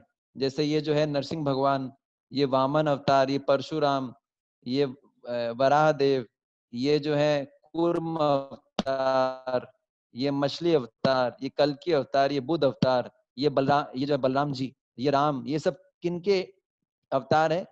ये सारे भगवान के अंश और कला हैं। ये सारे कृष्ण के अंश हैं, कृष्ण के हिस्से हैं। लेकिन वास्तव में भगवान कौन है? कृष्णस्तु भगवान स्वयं। मूल भगवान कौन है? ओरिजिनल पर्सन कौन है? ओरिजिनल कॉपी कौन है? ये सब फोटो स्टेट है। ओरिजिनल कॉपी कौन है? कृष्ण। और भगवान गीता में बोलते हैं 5.29, भोक्ता राम यज्ञ तपस्साम सर्वलोका महेश्वरम सुहृदम सर्वभूतानाम ज्ञात्वा माम शांति मृच्छति। मैंने श्लोक पहले ही बता दिया था कि भगवान श्री कृष्ण जो है वो प्रोपराइटर हैं, सभी चीजों के मालिक हैं, इंजॉयर वही हैं और वही कंट्रोलर हैं। जैसे देखो, एक इसको जो है वजन उठाने के लिए कितना प्रयास करना पड़ रहा है, कितना दिन प्रैक्टिस करता है, इसको बोलते हैं मिस्टर स्ट्रेंथ। और देखो ये मिस्टर स्ट्रेंथ देखिए, इन्होंने कोई प्रैक्टिस नहीं किया, ये बचपन से ही स्ट्रेंथ थे, जिम नहीं गए भगवान कृष्ण, गोवर्धन उठाया। मिस्टर वेल्थ है ना, मिस्टर वेल्थ का हमने एग्जांपल दिया था। अब ये जो है सबसे इतने वेल्थी हैं भगवान के लक्ष्मी जी। लक्ष्मी जी तो सभी वेल्थ का स्रोत है ना। और लक्ष्मी जी जो है, जब समुद्र मंथन हुआ था तो लक्ष्मी जी ने ढूंढ रही थी कि किसके गले में माला डालूं। कोई व्यक्ति उनको मिला ही नहीं परफेक्ट, सबके अंदर लक्ष्मी जी को गलती दिख रही थी, कोई ना कोई कमी दिख रही थी। असुरों में तो कमी थी ही, समुद्र मंथन हुआ था तो असुर और देवता दोनों थे, तो असुरों में तो कमी दिखी लक्ष्मी जी को, लेकिन देवताओं में भी कमी दिख रही थी। लेकिन एक व्यक्ति थे जिनमें कोई कमी नहीं दिखी, वो थे विष्णु। तो विष्णु को लक्ष्मी जी ने माला पहनाया, तो इसलिए माधव बोलते हैं, भगवान का नाम है माधव। माधव का मतलब है माँ मतलब लक्ष्मी, धव मतलब पति, जो लक्ष्मी के पति है। तो भगवान क्या है? सबसे ज्यादा जो है रिच है, ठीक है। और मैंने बताया था फेमस, तो आप जानते ही हैं कितने फेमस हैं, सब जानते हैं। और जहां तक ब्यूटी की बात होती है, ये देखिए, ये हीरोइन थी स्टार्टिंग में कितनी सुंदर, अब देखिए कहाँ की सुंदरता। ये आर्नोल्ड श्वार्ज़नेगर हॉलीवुड एक्टर हैं, पहले कैसे दिखते थे, अब देखिए क्या हो गया इनका, सिक्स पैक सब गायब हो गया। लेकिन ये ब्यूटी कभी पुरानी होती है? ये ऐसी ब्यूटी है जो सबको आकर्षित करती है। ये ब्यूटी कभी बूढ़ी नहीं होती। और नॉलेज की बात करें तो भगवान ने ऐसा नॉलेज दिया अर्जुन को कि भैया, कोई अगर गीता के ज्ञान को समझ ले तो उसको और कुछ नॉलेज चाहिए ही नहीं। इसलिए इसको परम गुह्य ज्ञान बताया गया। ये ऐसा ज्ञान है जो बड़े बड़े लोग नहीं समझ पाते। तो ऐसा नॉलेज दिया भगवान ने जिसको ना तो एडिट करना पड़ा, कोई भी इसको अप्लाई कर सकता है, और केवल गीता को समझ ले, गीता के ज्ञान को, तो पूरा जीवन सफल हो सकता है। और अगर वैराग्य की बात करें तो कई एग्जाम्पल है, जैसे भगवान जो है कृष्ण सुदामा के पैर धो रहे हैं। सुदामा गरीब ब्राह्मण है और भगवान राजा हैं द्वारका के, लेकिन फिर भी सुदामा के पैर धो रहे हैं।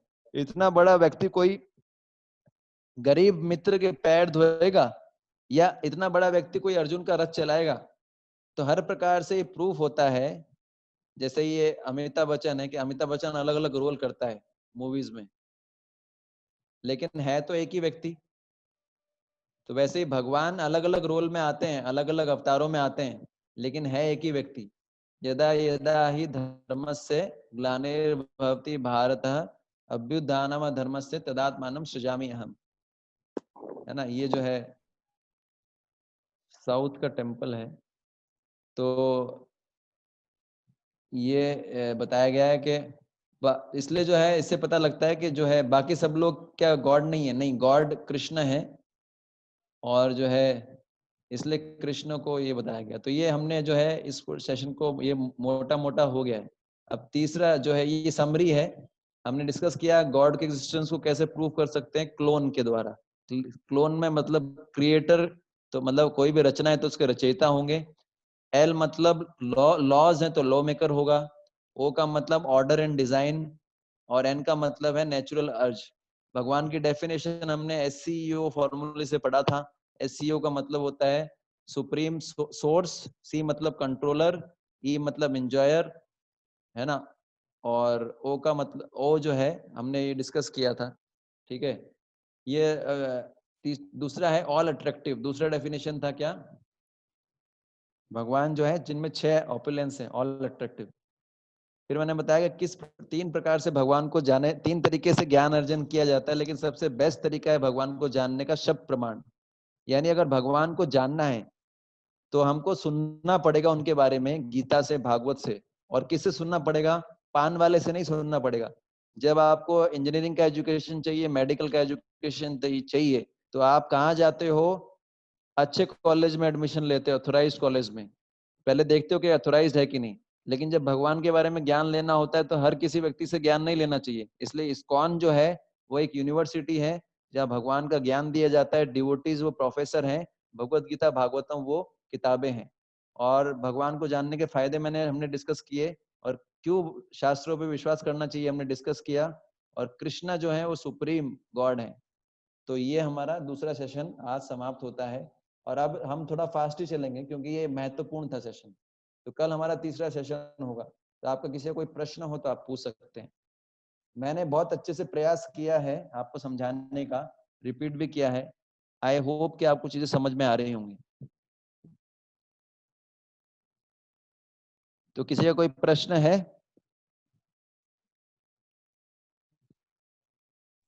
हेलो। हाँ, हरे कृष्ण। हेलो प्रभु जी, मेरा एक प्रश्न है। हाँ पूछिए। मैं ना 5-6 दिन से ट्राई कर रहा हूँ सुबह जल्दी उठने का, मैं उठ नहीं पाता। अच्छा, तो प्रश्न क्या है? सुबह उठना कैसे? कैसे ट्राई सुबह करूँ? उठना कैसे? मतलब अलार्म खूब सारे भर देता हूँ फिर उसके भी लिए आलस आ जाता है। आप सोते कितनी बजे हैं? 10 बजे। और कितनी बजे उठना चाहते हैं? 4 बजे। भोजन कितनी बजे करते हैं? 9 बजे। इसलिए नहीं उठ सकते क्योंकि भोजन पचता नहीं है। अगर आपको 10 बजे सोना है तो 7 बजे के बाद भोजन मत कीजिए और भोजन खाइए, क्योंकि भोजन डाइजेस्ट नहीं होता और उससे जो है आलस्य पैदा होता है। भोजन डाइजेस्ट नहीं होता, डाइजेशन चलता रहता है पूरी रात। इसलिए अगर आपको जल्दी उठना है तो शाम को सूर्यास्त से पहले भोजन करो, हल्का भोजन करो। और कभी अगर लेट खाना पड़े तो बहुत गरम गरम खाओ और कम खाओ। और दूसरा जो है स्टार्टिंग में, क्योंकि शरीर के अंदर आलस्य है ना, तो एकदम से नहीं उठ पाओगे, अभ्यास करना पड़ेगा। तो किसी को घर में बोल सकते हो कि आपको उठाएं, लेकिन मेरे हिसाब से अगर आप भोजन सुधार लोगे तो उससे लाभ मिलेगा। रात को सोने से पहले डिटर्मिनेशन ये जो है अपने आप को प्रिपेयर करना चाहिए, कल सुबह मुझे उठना है, हमारे पास कुछ होना चाहिए सुबह करने के लिए, तभी तो उठ पाएंगे।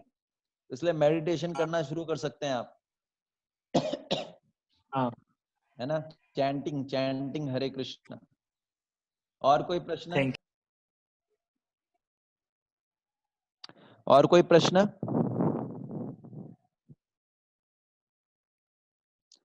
ठीक है, तो कल का सेशन और भी जबरदस्त इंटरेस्टिंग होने वाला है। इसमें हम भूत के बारे में चर्चा करेंगे कि भूत होता है कि नहीं होता है, आत्मा होता है कि नहीं होता है ना, गोस्ट,